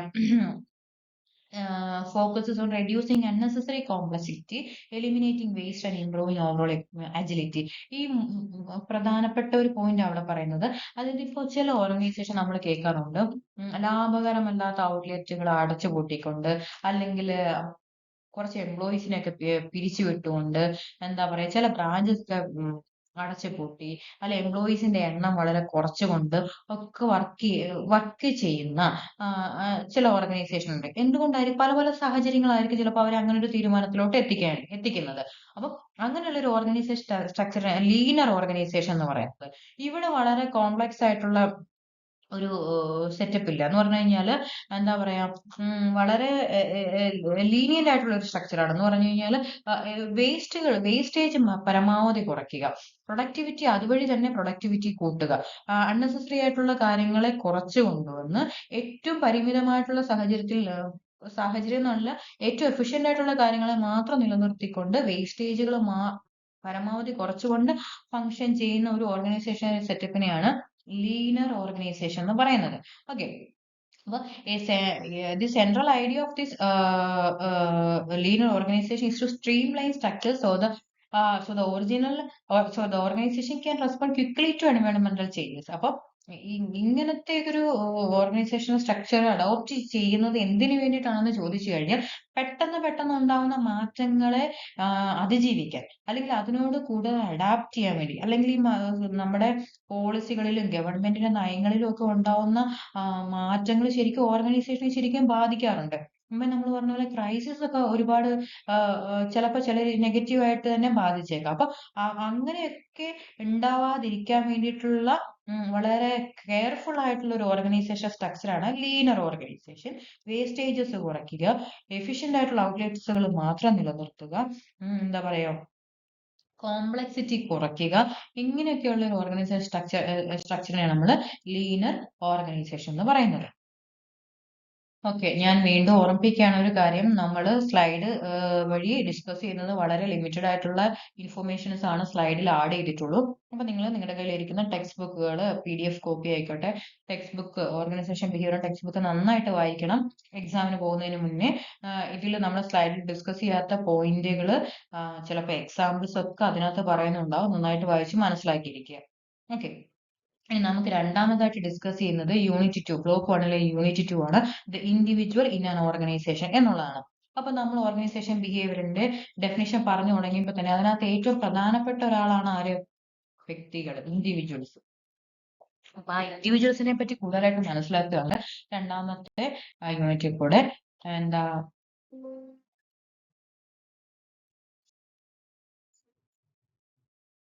ഓക്കെ, അപ്പൊ നമ്മൾ ഈ യൂണിറ്റിൽ ഡിസ്കസ് ചെയ്യുന്നത് ഇൻഡിവിജ്വൽ ഇൻ ആൻ ഓർഗനൈസേഷൻ എന്നുള്ള യൂണിറ്റിൽ വ്യക്തികളെ പറ്റിയാണ് ഡിസ്കസ് ചെയ്യുന്നത്. ആൾക്കാരിൽ എന്തൊക്കെ മാറ്റങ്ങൾ, അല്ലെങ്കിൽ ഏതൊക്കെ ഇൻഡിവിജ്വൽ ഫാക്ടേഴ്സ് ആണ് നമ്മൾ ഒരു ഓർഗനൈസേഷൻ ബിഹേവിയറിനെ സംബന്ധിച്ച് കൺസിഡർ ചെയ്യേണ്ടത്, വ്യക്തികളെ എങ്ങനെയാണ് മനസ്സിലാക്കേണ്ടത് എന്നുള്ളതാണ്. ഓർഗനൈസേഷൻ ബിഹേവിയറിന്റെ ഏറ്റവും കോർ എലമെന്റിൽ ഒരാളാണ് ഇൻഡിവിജ്വൽസ് എന്ന് പറയുന്നത്. അപ്പൊ ഇൻഡിവിജ്വൽസ് എന്ന് പറയുന്നത് എന്താ പറയാ, പല ഞാൻ മുമ്പേ പറഞ്ഞ പോലെ പല സാഹചര്യങ്ങളിൽ നിന്ന്, പല ഏജ് ഗ്രൂപ്പുള്ള, ഡിഫറെന്റ് ആയിട്ടുള്ള എഡ്യൂക്കേഷൻ ക്വാളിഫിക്കേഷൻസ് ഉള്ള, ഡിഫറെന്റ് ആയിട്ടുള്ള സ്കിൽസോ എബിലിറ്റീസോ അല്ലെങ്കിൽ ഇന്റലിജൻസോ ഒക്കെയുള്ള ആൾക്കാരാണ് ഒരു ഓർഗനൈസേഷനകത്ത് ഫങ്ഷൻ ചെയ്യുന്നത്, അല്ലെ? അപ്പൊ ഇവരുടെ ഇൻഡിവിജ്വൽ ഡിഫറൻസിനെ, പല ഏരിയകളിലുള്ള ഇൻഡിവിജ്വൽ ഡിഫറൻസസിനെ മനസ്സിലാക്കിയെങ്കിൽ മാത്രമേ അതിനനുസരിച്ച് ഓർഗനൈസേഷന്റെ പ്രവർത്തനങ്ങൾ ഏകീകരിക്കാൻ പറ്റുള്ളൂ. എന്ന് പറഞ്ഞാൽ എന്താ ഉദ്ദേശിക്കുന്നത്? ഫോർ എക്സാമ്പിൾ, ഇപ്പോ ഏജ് ഒരു ഇൻഡിവിജ്വൽ ഡിഫറൻസ് ഒരു ഫാക്ടറാണ്, അല്ലെ? പല യങ്സ്റ്റേഴ്സ് ഉണ്ടാവും, കുറച്ച് മിഡിൽ ഏജ്ഡ് ആയിട്ടുള്ള ആൾക്കാരുണ്ടാവും, കുറച്ച് പ്രായം ചെന്നിട്ടുള്ള ആൾക്കാരുണ്ടാവും. അപ്പൊ ഈ ഏജ് മനസ്സിലാക്കുന്നത് എങ്ങനെയാണ് ഒരു ഓർഗനൈസേഷന്റെ പ്രവർത്തനത്തിനെ ഹെൽപ്പ് ചെയ്യുന്നത്? അപ്പോൾ ഫോർ എക്സാമ്പിൾ, ഇപ്പൊ നമ്മൾ നോക്കുവാണെങ്കിൽ AI ടെക്നോളജി എല്ലാ ഓർഗനൈസേഷനകത്ത് അഡോപ്റ്റ് ചെയ്തുകൊണ്ടിരിക്കുകയാണ്, അല്ലെ? അപ്പൊ ഈ കുറച്ച് അഡ്വാൻസ്ഡ് ആയിട്ടുള്ള ഏജ് ഉള്ള ആൾക്കാർക്ക് ചിലപ്പോൾ ഇത് പെട്ടെന്ന് മനസ്സിലാകണമെന്നില്ല. അപ്പൊ അങ്ങനത്തെ ഉള്ള ആൾക്കാര്, അല്ലെങ്കിൽ അവരിൽ കൂടുതൽ ട്രെയിനിങ് കൊടുത്തുകൊണ്ട് ഡെവലപ്മെന്റ്, അവരെ ആ സ്കില്ലുകൾ പഠിപ്പിച്ചെടുക്കുക എന്നുള്ളത് ഒരു ഇമ്പോർട്ടന്റ് ആയിട്ടുള്ള, അപ്പൊ അവരെയും കൂടെ പഠിപ്പിച്ചെടുത്തെങ്കിൽ മാത്രമേ ഓർഗനൈസേഷൻ അതിനനുസരിച്ച് നന്നായിട്ട് പ്രവർത്തിക്കാൻ സാധിക്കുകയുള്ളൂ, അല്ലെ? അപ്പോൾ പല ഏരിയകളിലെ ഫാക്ടേഴ്സ് ഓഫ് ഇൻഡിവിജ്വൽ ഡിഫറൻസസ് മനസ്സിലാക്കുക എന്നുള്ളത് ഒരു ഓർഗനൈസേഷനെ സംബന്ധിച്ച് വളരെ ഇമ്പോർട്ടന്റ് ആണ്. അപ്പൊ ആ ഓരോരോ മേഖലകൾ എന്തൊക്കെയാണെന്നാണ് നമ്മൾ ശരിക്കും ഡിസ്കസ് ചെയ്യുന്നത്. ഈ യൂണിറ്റ് ശരിക്കും ഒരു സിമ്പിൾ യൂണിറ്റ് ആണ്. ഇൻഡിവിജ്വൽ ഡിഫറൻസസ് ഫാക്ടേഴ്സ് എന്തൊക്കെയാണെന്ന് മനസ്സിലാക്കുകയാണ് ആദ്യം ഉദ്ദേശിക്കുന്നത്. അപ്പൊ അതിൽ ഒന്നാമത്തതാണ് ഡെമോഗ്രാഫിക് വേരിയബിൾസ്. ഈ ഡെമോഗ്രാഫിക് വേരിയബിൾസ് എന്ന് പറഞ്ഞാൽ എന്താണ്? ആൾക്കാരുടെ ഏജ്, ജെൻഡർ, എത്നിസിറ്റി അല്ലെങ്കിൽ എഡ്യൂക്കേഷൻ, മാരിറ്റൽ സ്റ്റാറ്റസ് ഇങ്ങനത്തെയുള്ള കാര്യങ്ങൾ തന്നെയാണ് ഡെമോഗ്രഫിക് വേരിയബിൾസ് എന്ന് പറയുന്നത്. മുമ്പേ പറഞ്ഞ പോലെ ഡെമോഗ്രഫിക് വേരിയബിൾസ് എങ്ങനെയാണ് ഓർഗനൈസേഷനകത്ത് റെലവന്റ് ആവുന്നത്? ഡെമോഗ്രഫിക് വേരിയബിൾസിനനുസരിച്ച് ഒരുപാട് ആറ്റിറ്റ്യൂഡിൽ മാറ്റങ്ങൾ ഉണ്ടാവാം. അവര് കാര്യങ്ങൾ പഠിച്ചെടുക്കുന്ന സ്പീഡിന് ഡിഫറൻസ് ഉണ്ടാവാം അല്ലെ? അപ്പൊ ഇതിനെയൊക്കെ മനസ്സിലാക്കിയെങ്കിൽ മാത്രമേ ആൾക്കാരെയൊക്കെ ഒരുമിച്ച് ഒരു ഓർഗനൈസേഷനകത്ത് മുന്നോട്ട് കൊണ്ടുപോകാൻ പറ്റുള്ളൂ. ആർക്ക്? അത് ഗൈഡ് ചെയ്യുന്ന ആൾക്ക്, എസ്പെഷ്യലി മാനേജേഴ്സിന് അല്ലെ? രണ്ടാമത്തേതാണ് എന്ത്? പേഴ്സണാലിറ്റി. പേഴ്സണാലിറ്റി എന്ന് പറഞ്ഞാൽ എന്താണ്? ആൾക്കാരുടെ ഒരു എന്താ പറയുക, റിലേറ്റീവ്ലി സ്റ്റേബിൾ ആയിട്ടുള്ള പാറ്റേൺ ആണ് അല്ലെ? ആൾക്കാർ എങ്ങനെയാണ് ചിന്തിക്കുന്നത്, പെരുമാറുന്നത്, അവരുടെ പിന്നെ ഇമോഷൻസ് എന്തൊക്കെയാണ്, ഇതൊക്കെ കൂടി ചേരുന്നതിനെയാണ് പേഴ്സണാലിറ്റി എന്ന് പറയുന്നത്. അപ്പൊ ആൾക്കാരുടെ പേഴ്സണാലിറ്റി മനസ്സിലാക്കണം ഒരു ഓർഗനൈസേഷനകത്ത്. ഒരു മാനേജേഴ്സ് എന്ന് പറയുന്നതിൽ എന്താണ് അർത്ഥമുള്ളത്? ഡിഫറെന്റ് ആയിട്ടുള്ള പേഴ്സണാലിറ്റിക്ക് അനുസരിച്ച് ആൾക്കാരുടെ പെരുമാറ്റ രീതികളിൽ വ്യത്യാസം ഉണ്ടാവും അല്ലെ? നമ്മൾ മുമ്പേ പറഞ്ഞ പോലെ ചില പേഴ്സണാലിറ്റി മോഡൽസ് നമ്മുടെ ടെക്സ്റ്റ് ബുക്കിൽ പറയുന്നുണ്ട്. എന്താ ബിഗ് 5 പേഴ്സണാലിറ്റി ട്രൈറ്റ്സോ അല്ലെങ്കിൽ മയേഴ്സ് ബ്രിഗോസ് പേഴ്സണാലിറ്റി ഇൻഡിക്കേറ്റർ പോലെയുള്ള ചില ഫ്രെയിം വർക്കുകൾ ഉണ്ട് പേഴ്സണാലിറ്റീസിനെ മനസ്സിലാക്കാൻ. അപ്പൊ ഇതനുസരിച്ച് ഓരോരോ ആൾക്കാരിലും ഏത് തരം ട്രേറ്റുകളാണ് കൂടുതലുള്ളത്, അപ്പൊ ആ ട്രേറ്റുകൾക്ക് അനുസരിച്ച് അവർക്ക് ഓരോരോ ടാസ്കുകൾ നമുക്ക് കൊടുക്കാൻ പറ്റും. എന്താ പറയാ, വളരെ എക്സ്ട്രോവേർട്ടഡ് ആയിട്ടുള്ള ആൾക്കാരാണ് അല്ലെങ്കിൽ സോഷ്യലി കുറച്ചും കൂടെ ഇൻഹിബിറ്റഡ് ആയിട്ടൊക്കെ പ്രവർത്തിക്കുന്ന ആൾക്കാരൊക്കെ ആണെങ്കിൽ ചില ലീഡർഷിപ്പ് റോളുകൾ അസൈൻ ചെയ്ത് കൊടുക്കാൻ പറ്റും അല്ലെ? അപ്പൊ അവരുടെ പേഴ്സണാലിറ്റി മനസ്സിലാക്കുക എന്നുള്ളത് വളരെ ഇമ്പോർട്ടന്റ് ആയിട്ടുള്ള റോളുകളാണ്. അപ്പൊ പേഴ്സണാലിറ്റി മനസ്സിലാക്കുന്ന രണ്ട് പേഴ്സണാലിറ്റി ഫ്രെയിംവർക്കുകൾ നമ്മൾ അതിനകത്ത് പറയുന്നുണ്ട്. ഒന്ന് ബിഗ് 5 പേഴ്സണാലിറ്റി ട്രേറ്റും പിന്നെ Myers Briggs type indicator MBTI. അപ്പൊ അതിന്റെ പ്രധാനപ്പെട്ട കമ്പോണൻസ് എന്തൊക്കെയാണ് എന്ന് മാത്രം നമ്മളൊന്ന് മനസ്സിലാക്കിയിരുന്നാൽ മതി. ബിഗ് 5 പേഴ്സണാലിറ്റി ട്രേറ്റ്സ് എന്ന് പറയുമ്പോൾ അതിനകത്ത് 5 ഡിഫറെന്റ് കമ്പോണൻസ് വരുന്നുണ്ട്. അപ്പൊ ഓരോരോ ക്യാരക്ടർ ഉള്ളവരും ഓരോ രീതിക്കുള്ള സ്വഭാവങ്ങളുള്ളവരായിരിക്കും. അപ്പൊ അവർക്ക് ഓരോരോ റോളുകളായിരിക്കും നന്നായിട്ട് ചെയ്യാനായിട്ട് സാധിക്കുന്നത്. അതുപോലെ മയേഴ്സ് ബ്രിഗ് ടൈപ്പ് ഇൻഡിക്കേറ്ററിനകത്ത് എക്സ്ട്രാവേർഷൻ, സെൻസിങ്, തിങ്കിങ്, ജഡ്ജിങ് പല പല കോമ്പിനേഷൻസ് ആണ് ആൾക്കാരിൽ വരുന്നത്. എന്താ പറയാ, ചിലർ എക്സ്ട്രോവേർട്ടഡ് ആയിരിക്കും, ചിലർ ഇൻട്രോവേർട്ടഡ് ആയിരിക്കും, ചിലർ ആംബിവലന്റ് ആയിരിക്കും. അപ്പൊ ഇങ്ങനത്തെയൊക്കെ പേഴ്സണാലിറ്റി സ്ട്രക്ചറുകളാണ്, പേഴ്സണാലിറ്റി ട്രേറ്റുകളാണ് ആൾക്കാരിൽ കാണുന്നത്. അപ്പൊ ഇങ്ങനെയുള്ള ആൾക്കാർക്ക് ഏത് രീതിക്കുള്ള ജോലികളാണ് സ്യൂട്ടബിൾ ആവുന്നത് എന്ന് മനസ്സിലാക്കലാണ് ശരിക്കും പേഴ്സണാലിറ്റിനെ അണ്ടർസ്റ്റാൻഡ് ചെയ്യുക എന്നുള്ളത് കൊണ്ട് ഉദ്ദേശിക്കുന്നത്. ഈ പേഴ്സണാലിറ്റി മാത്രമല്ല, അതർ പേഴ്സണാലിറ്റി ആട്രിബ്യൂട്ട്സ് ഉണ്ട്. എന്ന് പറഞ്ഞാൽ പേഴ്സണാലിറ്റിയെ പോലെ തന്നെ ഒരാളുടെ പ്രവർത്തന രീതികളെ ഇൻഫ്ലുവൻസ് ചെയ്യുന്ന ചില ഫാക്ടേഴ്സ്, അതിനെയാണ് അതർ പേഴ്സണാലിറ്റി ആട്രിബ്യൂട്ട്സ് എന്ന് പറയുന്നത്. അതിൽ ഒരെണ്ണമാണ് കോർ സെൽഫ് ഇവാലുവേഷൻ. ഒരാൾക്ക് ഒരാളെ പറ്റിയുള്ള ധാരണ, ഒരു ഇവാലുവേഷൻ, വിലയിരുത്തൽ എങ്ങനെയാണ് എന്നുള്ളതാണ്. അതിൽ ഒന്നാമത്തേതാണ്, അതിൽ കോർ സെൽഫ് ഇവാലുവേഷനിൽ പെടുന്ന ഒന്നാമത്തേതാണ് സെൽഫ് എസ്റ്റീം. സെൽഫ് എസ്റ്റീം എന്ന് പറഞ്ഞാൽ എന്താണ്? Self esteem refers to the extent to which an individual holds positive feelings and attitudes toward themself. ഇപ്പൊ ഒരാളെ പറ്റി സ്വന്തമായിട്ട് ഒരാൾക്ക് ഉണ്ടാവുന്ന ഒരു ധാരണയാണ്, ഒരു പോസിറ്റീവ് ഫീലിംഗിനെയാണ് സെൽഫ് എസ്റ്റീം എന്ന് പറയുന്നത്. അപ്പൊ സെൽഫ് എസ്റ്റീം കുറഞ്ഞ ആളാണോ കൂടിയ ആളാണോ അതിനനുസരിച്ചൊക്കെ അവർ ജോലി ചെയ്യുന്നതിൽ വ്യത്യാസം ഉണ്ടാവാം അല്ലെ? അപ്പൊ ഹൈ സെൽഫ് എസ്റ്റീം ഉള്ള ആൾക്കാർക്ക് നല്ല ജോബ് സാറ്റിസ്ഫാക്ഷൻ ഉണ്ടാവും. അവർ ചെയ്യുന്ന റോളിൽ അവർ സാറ്റിസ്ഫൈഡ് ആയിരിക്കും അല്ലെ? അപ്പൊ എന്തിനാണ് ഇതൊക്കെ മനസ്സിലാക്കുന്നത്? ഇൻ കേസ് ഒരാൾ ലോ സെൽഫ് എസ്റ്റീം ഉള്ള ആളാണ് എന്നുണ്ടെങ്കിൽ അതിനനുസരിച്ച് അവർക്ക് എന്താ, അവരെയും കൂടെ നമ്മൾ അതിനനുസരിച്ച് ട്രെയിൻ ചെയ്ത് കൺസിഡർ ചെയ്ത് അവരെയും കൂടെ ഓർഗനൈസേഷന്റെ ഇഫക്റ്റീവ് ആയിട്ടുള്ള പെർഫോമൻസിലോട്ട് എത്തിക്കണ്ടേ? അതിനാണ് പേഴ്സണാലിറ്റി ആട്രിബ്യൂട്ട്സ് മനസ്സിലാക്കുന്നത്. രണ്ടാമത്തെയാണ് ഒരു കോർ സെൽഫ് ഇവാലുവേഷൻ, രണ്ടാമത്തേതാണ് സെൽഫ് എഫിക്കസി. അപ്പൊ നമുക്ക് എത്രമാത്രം കാര്യങ്ങളെ സക്സസ്ഫുൾ ആയിട്ട് ചെയ്യാൻ സാധിക്കും എന്ന്, നമുക്ക് എത്രമാത്രം എബിലിറ്റി ഉണ്ട് എന്നതിനെ പറ്റിയുള്ള നമ്മുടെ ഒരു വിശ്വാസമാണ് സെൽഫ് എഫിക്കസി എന്ന് പറഞ്ഞു കഴിഞ്ഞാല്. Locus of control. Locus of control എന്ന് പറഞ്ഞാൽ എന്താണ്? How much we believe that we have control over our own actions. നമ്മുടെ പ്രവർത്തനങ്ങളെ അല്ലെ നമ്മുടെ ജീവിതത്തിൽ ഉണ്ടാവുന്ന കാര്യങ്ങളെ പറ്റി നമുക്ക് എത്രമാത്രം കൺട്രോൾ ഉണ്ട്, അതിനെയാണ് ലോക്കസ് ഓഫ് കൺട്രോൾ എന്ന് പറയുന്നത്. എക്സ്റ്റേണൽ ലോക്കസ് ഓഫ് കൺട്രോൾ ഉള്ളവരുണ്ട്, ഇന്റേണൽ ലോക്കസ് ഓഫ് കൺട്രോൾ ഉള്ളവരുണ്ട്. ഇന്റേണൽ ലോക്കസ് ഓഫ് കൺട്രോൾ ഉള്ളവർ കുറച്ചും കൂടെ ഞാൻ ഇന്ന കാര്യം ചെയ്താൽ എനിക്ക് ഇന്ന റിസൾട്ട് കിട്ടും എന്നുള്ള വിശ്വാസം ഉള്ളവരായിരിക്കും അല്ലെ? അപ്പൊ നേരെ മറിച്ച് എക്സ്റ്റേണൽ ലോക്കസ് ഓഫ് കൺട്രോൾ ഉള്ളവർ ചിന്തിക്കുന്നത് എന്താണ്? ഞാൻ എന്ത് ചെയ്തിട്ടും കാര്യമില്ല, എന്റെ ഫേറ്റ് ഓൾറെഡി ഡിസൈഡഡ് ആണ് എന്നുള്ളതായിരിക്കും അല്ലെ? അപ്പൊ ഈ ഡിഫറെന്റ് ആയിട്ടുള്ള ലോക്കസ് ഓഫ് കൺട്രോൾ മനസ്സിലാക്കുക, അതിനനുസരിച്ച് ആൾക്കാരുടെ ഡിഫറൻസുകൾ മനസ്സിലാക്കുക, ഓർഗനൈസേഷൻസിനകത്തെ പെരുമാറ്റ രീതികൾ മനസ്സിലാക്കുക എന്നുള്ളതാണ്. അതുപോലെ ഇമോഷണൽ സ്റ്റെബിലിറ്റി, അൺസ്റ്റേബിൾ ഇമോഷൻ ഒക്കെ ഉള്ള ആൾക്കാരെ ഒരു ഓർഗനൈസേഷനകത്ത് കൊണ്ടുവന്നു കഴിഞ്ഞാൽ വളരെ ബുദ്ധിമുട്ടായിരിക്കും മാനേജേഴ്സിന് മാനേജ് ചെയ്യാനായിട്ട്. അതുപോലെ തന്നെയാണ് ഇന്റലിജൻസ്. ഇന്റലിജൻസ് എന്ന് പറഞ്ഞു കഴിഞ്ഞാൽ എന്താണ്, ഒരാളുടെ അതായത് രണ്ട് രീതിക്കുണ്ട്. ജനറൽ മെന്റൽ എബിലിറ്റി ഉണ്ട്. അതുപോലെ നമ്മുടെ ഗാർഡനർ മൾട്ടിപ്പിൾ ഇന്റലിജൻസ് ഉള്ളതായിട്ട് പറയുന്നുണ്ട് ആൾക്കാർക്ക്, അല്ലെ? അപ്പൊ ഫോർ എക്സാമ്പിൾ നന്നായിട്ട് പടം വരയ്ക്കാനോ പാട്ട് പാടാനോ കഴിവുള്ള ഒരാള് അക്കാഡമിക്കലി ഭയങ്കര ബ്രില്യന്റ് ആവണമെന്നില്ല, അല്ലെ? അപ്പൊ ഓരോരുത്തർക്കും ഓരോരോ രീതിയിലുള്ള ഇന്റലിജൻസ് ഉണ്ട്, ഇന്റലിജന്റ് ആയിരിക്കും. അപ്പൊ ആ ഇന്റലിജൻസ് മനസ്സിലാക്കി അവർക്ക് ഏത് രീതിയിലുള്ള ടാസ്കുകൾ അലോക്കേറ്റ് ചെയ്താലാണ് ഏറ്റവും ബെറ്റർ ആയിട്ട് സ്യൂട്ടബിൾ ആവുക. സ്പേഷ്യൽ ഇന്റലിജൻസിനെ പറ്റി അദ്ദേഹം പറയുന്നുണ്ട്, അല്ലെ? വളരെ കറക്റ്റ് ആയിട്ടുള്ള സ്പേഷ്യൽ ഓറിയന്റേഷൻ മനസ്സിലാക്കാനും. അപ്പൊ അങ്ങനെയുള്ള ആൾക്കാർക്ക് അത് റിലേറ്റഡ് ആയിട്ടുള്ള ഒരു ജോബ് കൊടുക്കുന്നതായിരിക്കും ഏറ്റവും ബെറ്റർ ആയിട്ട് അവരെ കൊണ്ട് ആ പെർഫോമൻസ് കാഴ്ചവെക്കാൻ സാധിക്കുന്നത്. അപ്പോൾ ഇന്റലിജൻസ് മനസ്സിലാക്കുക, അവരുടെ ഇന്റലിജൻസ് ലെവൽ അണ്ടർസ്റ്റാൻഡ് ചെയ്യുക. അതുപോലെ ഒരു മിനിമം ഇന്റലിജൻസ് ലെവൽ ഉള്ള ആൾക്കാരായിരിക്കും ഒരു ഓർഗനൈസേഷനകത്ത് ഫങ്ഷൻ ചെയ്യാനായിട്ട് ക്യാപ്പബിൾ ആയിട്ടുള്ളവർ, അല്ലേ? ഇമോഷണലി അല്ലെങ്കിൽ ഇന്റലക്ച്വലി ഡിസേബിൾഡ് ആയിട്ടുള്ള ആൾക്കാരെ ഒന്ന് ഓർഗനൈസേഷനകത്ത് കൊണ്ടുവന്നാൽ ചിലപ്പോൾ മാനേജറിന് അത് ബുദ്ധിമുട്ടായേക്കാം, അല്ലേ? ടാസ്കുകൾ അലോക്കേറ്റ് ചെയ്യുമ്പോൾ. അതുപോലെ തന്നെ അനതൊരു കമ്പോണന്റ് ആണ് ഇമോഷണൽ ഇന്റലിജൻസ്. ഇമോഷണൽ ഇന്റലിജൻസ് എന്ന് പറഞ്ഞാൽ ഡാനിയൽ ഗോൾമാൻ ആണ് ഇമോഷണൽ ഇന്റലിജൻസ് എന്ന് പറഞ്ഞ ഒരു കോൺസെപ്റ്റ് തന്നെ മുന്നോട്ട് വയ്ക്കുന്നത്. ഇന്റലിജൻസ് എന്ന് പറയുന്ന കോൺസെപ്റ്റിന് ശേഷം ഇമോഷണൽ ഇന്റലിജൻസ് വന്നു. എന്താണ്?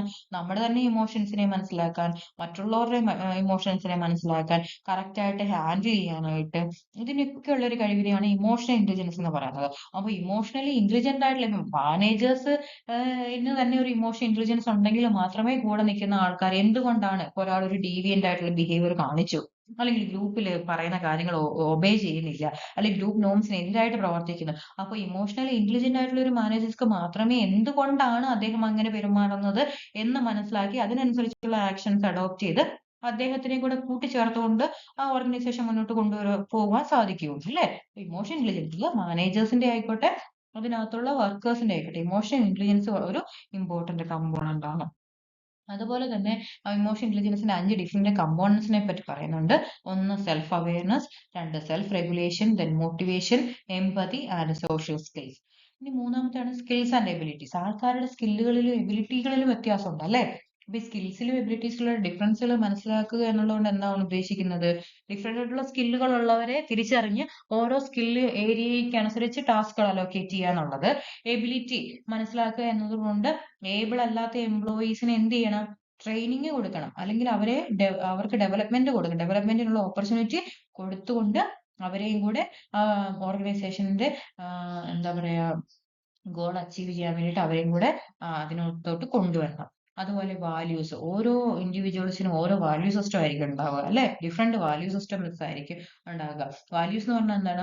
അവരുടെ തന്നെ അടിയുറച്ച വിശ്വാസങ്ങളാണ് അവരുടെ ഓരോരുത്തരുടെയും മൂല്യങ്ങൾ. അപ്പൊ അതിനനുസരിച്ചായിരിക്കും ഓർഗനൈസേഷന്റെ എന്താ പറയാ ഓർഗനൈസേഷനകത്തെ അവരുടെ പ്രവർത്തനങ്ങൾ. അപ്പൊ ഓരോ വ്യക്തിയുടെ വാല്യൂസും ഓർഗനൈസേഷന്റെ വാല്യൂസും തമ്മിലൊരു അലൈൻ ചെയ്ത് പോയെങ്കിൽ മാത്രമേ അദ്ദേഹത്തിന് ആ ഓർഗനൈസേഷൻ നന്നായിട്ട് വർക്ക് ചെയ്യാൻ പറ്റുള്ളൂ. അപ്പൊ എന്റെ കാഴ്ചപ്പാടുകളും ഞാൻ വർക്ക് ചെയ്യുന്ന സ്ഥലത്തെ ഓർഗനൈസേഷന്റെ മൂല്യങ്ങളും തമ്മിൽ ഒരു ബന്ധവുമില്ല, അല്ലെങ്കിൽ കോൺഫ്ലിക്ച്വൽ ആയിട്ടാണ് നിൽക്കുന്നതെങ്കിൽ എനിക്ക് ബുദ്ധിമുട്ടായിരിക്കും ആ സ്ഥാപനത്തിൽ കൂടുതൽ കാലം ജോലി ചെയ്യാനായിട്ട്, അല്ലെ? അപ്പൊ വാല്യൂസ് മനസ്സിലാക്കുക എന്നുള്ളത് ഇമ്പോർട്ടന്റ് ആണ്. Then attitude. ആറ്റിറ്റ്യൂഡ് എന്ന് പറഞ്ഞാൽ എന്താണ്? നമുക്ക് ഓരോ വ്യക്തികൾക്കും ഓരോരുത്തരെ പറ്റിയുള്ള ഇവാലുവേറ്റീവ് ജഡ്ജ്മെന്റ്സ് ആണ്. അത് ഫേവറബിൾ ആവാം, അൺഫേവറബിൾ ആവാം.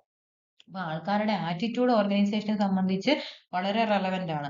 ആ ജോലിയോടുള്ള ആറ്റിറ്റ്യൂഡ് എന്താണെന്നുള്ളത് തന്നെ അവരുടെ കാര്യക്ഷമമായ പ്രവർത്തനത്തിലോട്ട് നയിക്കുന്നതിൽ ഒന്നാമത്തെ ഫാക്ടറാണ്, അല്ലെ? അപ്പോ ഈ ആൾക്കാരുടെ ആറ്റിറ്റ്യൂഡ് എന്ന് പറയുന്നത് അവരുടെ പെരുമാറ്റ രീതികളെ ബാധിക്കുന്ന ഏറ്റവും പ്രധാനപ്പെട്ട സംഗതിയാണ്. അതുപോലെയാണ് പെർസെപ്ഷൻ. പെർസെപ്ഷൻ എന്ന് പറഞ്ഞാൽ എന്താണ്? പെർസെപ്ഷൻ എന്ന് പറഞ്ഞു കഴിഞ്ഞാൽ it's a process by which individuals organise, interpret and give meaning to sensory information in order to understand their environment. ബേസിക്കലി അത് കാര്യങ്ങളെ മനസ്സിലാക്കുന്ന രീതിയാണ്.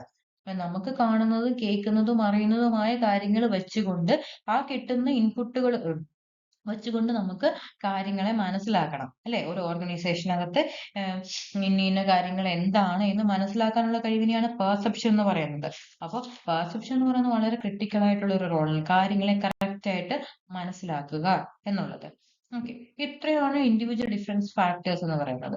ഇനി രണ്ടാമതായിട്ട് നമ്മൾ കടക്കാൻ പോകുന്നത് മോട്ടിവേഷൻ എന്ന് പറയുന്ന അനദർ ആസ്പെക്ട് ആണ്. മോട്ടിവേഷനെ നമുക്ക് എങ്ങനെ പറയാം? Motivation can be defined as A set of processes that explain an individuals intensity, direction, persistence of effort. അപ്പം ഒരു കാര്യം, ഒരു ഗോൾ അച്ചീവ് ചെയ്യണം എന്നുണ്ടെങ്കിൽ അതിൽ എത്രമാത്രം എഫേർട്ട് ഇടണം, എത്രമാത്രം ഇന്റൻസീവ് ആയിട്ട് അതിൽ വർക്ക് ചെയ്യണം, അതിന്റെ ഡയറക്ഷൻ എങ്ങനെയാണ്, അല്ലെങ്കിൽ എത്രമാത്രം പെർസിസ്റ്റന്റ് ആയിട്ട് തുടർച്ചയായിട്ട് അതിനകത്ത് നിൽക്കണം. ഇതിനെ എല്ലാം കൂടെ ചേരുന്ന ഒരു പ്രോസസ്സിനെയാണ് മോട്ടിവേഷൻ എന്ന് പറയുന്നത്. അപ്പൊ ഒരു ഗോള് അറ്റൈൻ ചെയ്യാൻ വേണ്ടിയിട്ട് അതിനകത്ത് എത്രമാത്രം ഇന്റൻസീവ് ആയിട്ടുള്ള എഫേർട്ടാണ് ഇടേണ്ടത്, അതിലോട്ട് കറക്റ്റ് ആയിട്ട് ഡയറക്റ്റ് ചെയ്ത് പോവാനായിട്ടുള്ള അത് ഡയറക്ഷൻ എന്താണ്, എത്രമാത്രം പെർസിസ്റ്റന്റ് ആണ് എഫേർട്ട്, ഇതൊക്കെയാണ് മോട്ടിവേറ്ററി എന്താ പറയാ ഡിറ്റർമൈൻ ചെയ്യുന്ന ഫാക്ടേഴ്സ്. ഇനി ആൾക്കാരുടെ മോട്ടിവേഷനെ പറ്റി പഠിക്കാനായിട്ട് ഒരുപാട് തിയറികളുണ്ട്.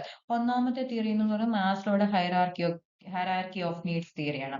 അപ്പൊ ഈ തിയറിയിൽ അദ്ദേഹം പറയുന്നത് എന്താണ്? ആൾക്കാർക്ക് 5 രീതിയിലുള്ള നീഡുകളുണ്ട്.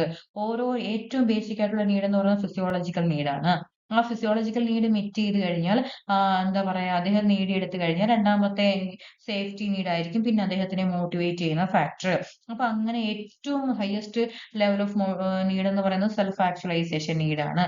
അപ്പോൾ ഓരോ നീഡ് ഏത് ലെവലിലാണ് ഒരു ഇൻഡിവിജ്വൽ നിൽക്കുന്നത് എന്ന് മനസ്സിലാക്കിയാൽ മാത്രമേ അദ്ദേഹത്തെ കറക്റ്റ് ആയിട്ട് മോട്ടിവേറ്റ് ചെയ്യാനായിട്ട്, അല്ലെങ്കിൽ മോട്ടിവേഷൻ അദ്ദേഹത്തിന് കൊടുക്കണമെങ്കിൽ അങ്ങനത്തെ ഫാക്ടേഴ്സ് ഏത് ലെവലുമായിട്ട് ബന്ധപ്പെട്ടിരിക്കുന്നു എന്ന് മനസ്സിലാക്കിയിട്ട് മാത്രമേ കൊടുക്കാൻ സാധിക്കുകയുള്ളൂ. ഇപ്പം സോഷ്യൽ നീഡാണ് ഒരാൾക്കുള്ളതെങ്കിൽ ഒരിക്കലും ഫിസിയോളജിക്കൽ നീഡ്സുമായിട്ട് ബന്ധപ്പെട്ട ഒരു മോട്ടിവേറ്റർ അദ്ദേഹത്തെ മോട്ടിവേറ്റ് ചെയ്യില്ല. മനസ്സിലായില്ലേ? അപ്പൊ അതാണ് മാസ്ലോയുടെ ഹൈറാർക്കി ഓഫ് നീഡ്സ് തിയറി. അതുപോലെ ഹെർസ്ബർഗിന്റെ 2 ഫാക്ടർ തിയറി ഉണ്ട്. ഹെർസ്ബർഗ് പറയുന്നത് എന്താണ്? ജോബ് സാറ്റിസ്ഫാക്ഷൻ, ഡിസാറ്റിസ്ഫാക്ഷൻ എന്ന് പറയുന്നത് 2 ഡിഫറെന്റ് സെറ്റ് ഓഫ് ഫാക്ടേഴ്സുമായിട്ട് ബന്ധപ്പെട്ടിരിക്കുന്നു. ഒന്ന് മോട്ടിവേറ്റേഴ്സും, 2 ഹൈജീൻ ഫാക്ടേഴ്സും. മോട്ടിവേറ്റേഴ്സ് എന്ന് പറഞ്ഞാൽ എന്താണ്? ഇൻട്രിൻസിക് ഫാക്ടേഴ്സിനെയാണ് മോട്ടിവേറ്റേഴ്സ് എന്ന് പറയുന്നത്. ഹൈജീൻ ഫാക്ടേഴ്സ് എന്ന് പറയുന്നത് എക്സ്ട്രിൻസിക് കണ്ടീഷൻ ആണ്. എന്താ പറയാ മോട്ടിവേറ്റ് ചെയ്യുന്ന എക്സ്ട്രിൻസിക് കണ്ടീഷനെയാണ് ഹൈജീൻ ഫാക്ടേഴ്സ് എന്ന് പറയുന്നത്. അപ്പൊ ഇത് ഏത് രീതിക്കാണ്, ഏത് ഘടകമാണ് അദ്ദേഹത്തെ മോട്ടിവേറ്റ് ചെയ്യുന്നത് എന്ന് മനസ്സിലാക്കിയെങ്കിൽ മാത്രമേ അദ്ദേഹത്തിന് പ്രോപ്പർ ആയിട്ടുള്ള മോട്ടിവേഷൻ കൊടുക്കാനായിട്ട് സാധിക്കുകയുള്ളൂ. Then next theory is expectancy theory of motivation. Expectancy theory എന്ന് പറയുന്നത് വിക്ടർ റൂം 1964ലാണ് expectancy theory of motivation develop ചെയ്യുന്നത്. അപ്പോൾ ഒരു കൊഗ്നേറ്റീവ് തിയറി ഓഫ് മോട്ടിവേഷൻ ആണ്. എന്താണ് കൊഗ്നേറ്റീവ് തിയറി എന്ന് പറയാൻ കാരണം? It emphasises how individual think about and evaluate different work situations before deciding how much effort to invest in a task. അപ്പം അതായത് ഇവിടെ ആൾക്കാരുടെ ഒരു ചിന്തയ്ക്ക് അതിനകത്ത്, അവരുടെ ഒരു തിങ്കിങ് പാറ്റേണിന് അതിനകത്തൊരു റോളുണ്ട്. എന്ന് വെച്ച് കഴിഞ്ഞാല് എന്താണ്, അവർക്ക് അവർ സാഹചര്യങ്ങളെ ഇവാലുവേറ്റ് ചെയ്യും. ഓരോ വർക്ക് സിറ്റുവേഷനെ ഇവാലുവേറ്റ് ചെയ്യും. എത്രമാത്രം എഫേർട്ട് ആണ് അതിനകത്ത് ഇടേണ്ടത് എന്ന് തീരുമാനിക്കുന്നതിന് മുന്നേ സാഹചര്യങ്ങളെ ഇവാലുവേറ്റ് ചെയ്തതിന് ശേഷമായിരിക്കും അവർ ആ എഫേർട്ട് എടുക്കുന്നത്. അപ്പം എക്സ്പെക്റ്റൻസി എന്ന് പറഞ്ഞാൽ എന്താണ്? Expectancy refers to the belief that certain level of effort will result in successful performance. അപ്പൊ ഒന്ന് ഒരു എക്സ്പെക്റ്റൻസി എന്ന് പറയുന്ന കമ്പോണന്റ് ഉണ്ട്. ഞാൻ എത്ര എഫേർട്ട് ഇട്ട് കഴിഞ്ഞാൽ അത് എന്റെ പെർഫോമൻസിലോട്ട് നയിക്കും. പെർഫോമൻസ് എന്ന് പറയുന്നത് ഞാൻ ഇന്ന പോലെ പെർഫോം ചെയ്താൽ എനിക്ക് ഇന്ന ഔട്ട്കം കിട്ടും. അതിന് ഇൻസ്ട്രുമെന്റാലിറ്റി എന്ന് പറയും. ഇനി വാലൻസ് എന്ന് പറഞ്ഞാൽ എന്താണ്? Value or attractiveness that an individual places on the expected reward. അപ്പം എനിക്ക് കിട്ടുന്ന റിവാർഡ് എത്രമാത്രം എനിക്ക് വാല്യൂബിൾ ആണ് എന്നുള്ളതാണ് വാലൻസ് എന്ന് പറഞ്ഞു കഴിഞ്ഞാൽ. അപ്പൊ മോട്ടിവേഷനെ നമുക്ക് എങ്ങനെ പറയാം? മോട്ടിവേഷൻ എന്ന് പറയുന്നത് ഇത് മൂന്നും കൂടെ ചേരുന്നതാണ്. എക്സ്പെക്റ്റൻസിയും ഇൻസ്ട്രുമെന്റാലിറ്റിയും വാലൻസും കൂടെ കമ്പൈൻ ചെയ്യുന്നതാണ് മോട്ടിവേഷൻ എന്നാണ് പറയുന്നത്. Then equity theory John Stacy Adams 1960s മുന്നോട്ട് വെച്ചൊരു തിയറിയാണ് equity theory of motivation. Equity theory എന്ന് പറയുന്നത് ഒരു എന്താ പറയാ emphasise the importance of fairness in determining employee motivation and performance. എത്രമാത്രം നീതിയുക്തമായിട്ടാണ് നമുക്ക് കിട്ടിയിരിക്കുന്നത്, നമ്മളെ ട്രീറ്റ് ചെയ്യുന്നത് എന്നതിനനുസരിച്ചാണ് നമ്മൾ ഒരു ഇൻഡിവിജ്വൽ മോട്ടിവേറ്റഡ് ആയിട്ട് പ്രവർത്തിക്കുകയോ ഇല്ലയോ എന്ന് പറയാൻ പറ്റുന്നത്.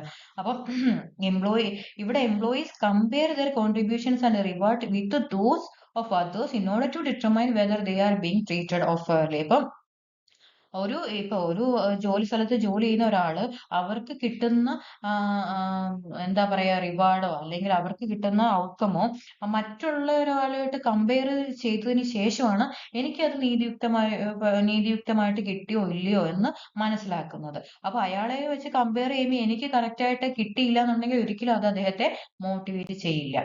ഓക്കെ. ഇക്വിറ്റി തിയറിയുടെ ഒരു ഡിഫറെന്റ് കമ്പോണൻസ് എന്ന് പറയുന്നത് ഇൻപുട്ടും ഔട്ട്പുട്ടും. ഇൻപുട്ട് എന്ന് പറഞ്ഞു കഴിഞ്ഞാൽ എംപ്ലോയിയുടെ കോൺട്രിബ്യൂഷൻ ആണ്. ഔട്ട്പുട്ട് എന്ന് പറയുന്നത് അതിൽ നിന്ന് കിട്ടുന്ന റിവാർഡ്. റെഫറന്റ് അതേഴ്സ് എന്ന് പറഞ്ഞാൽ എന്താണ്?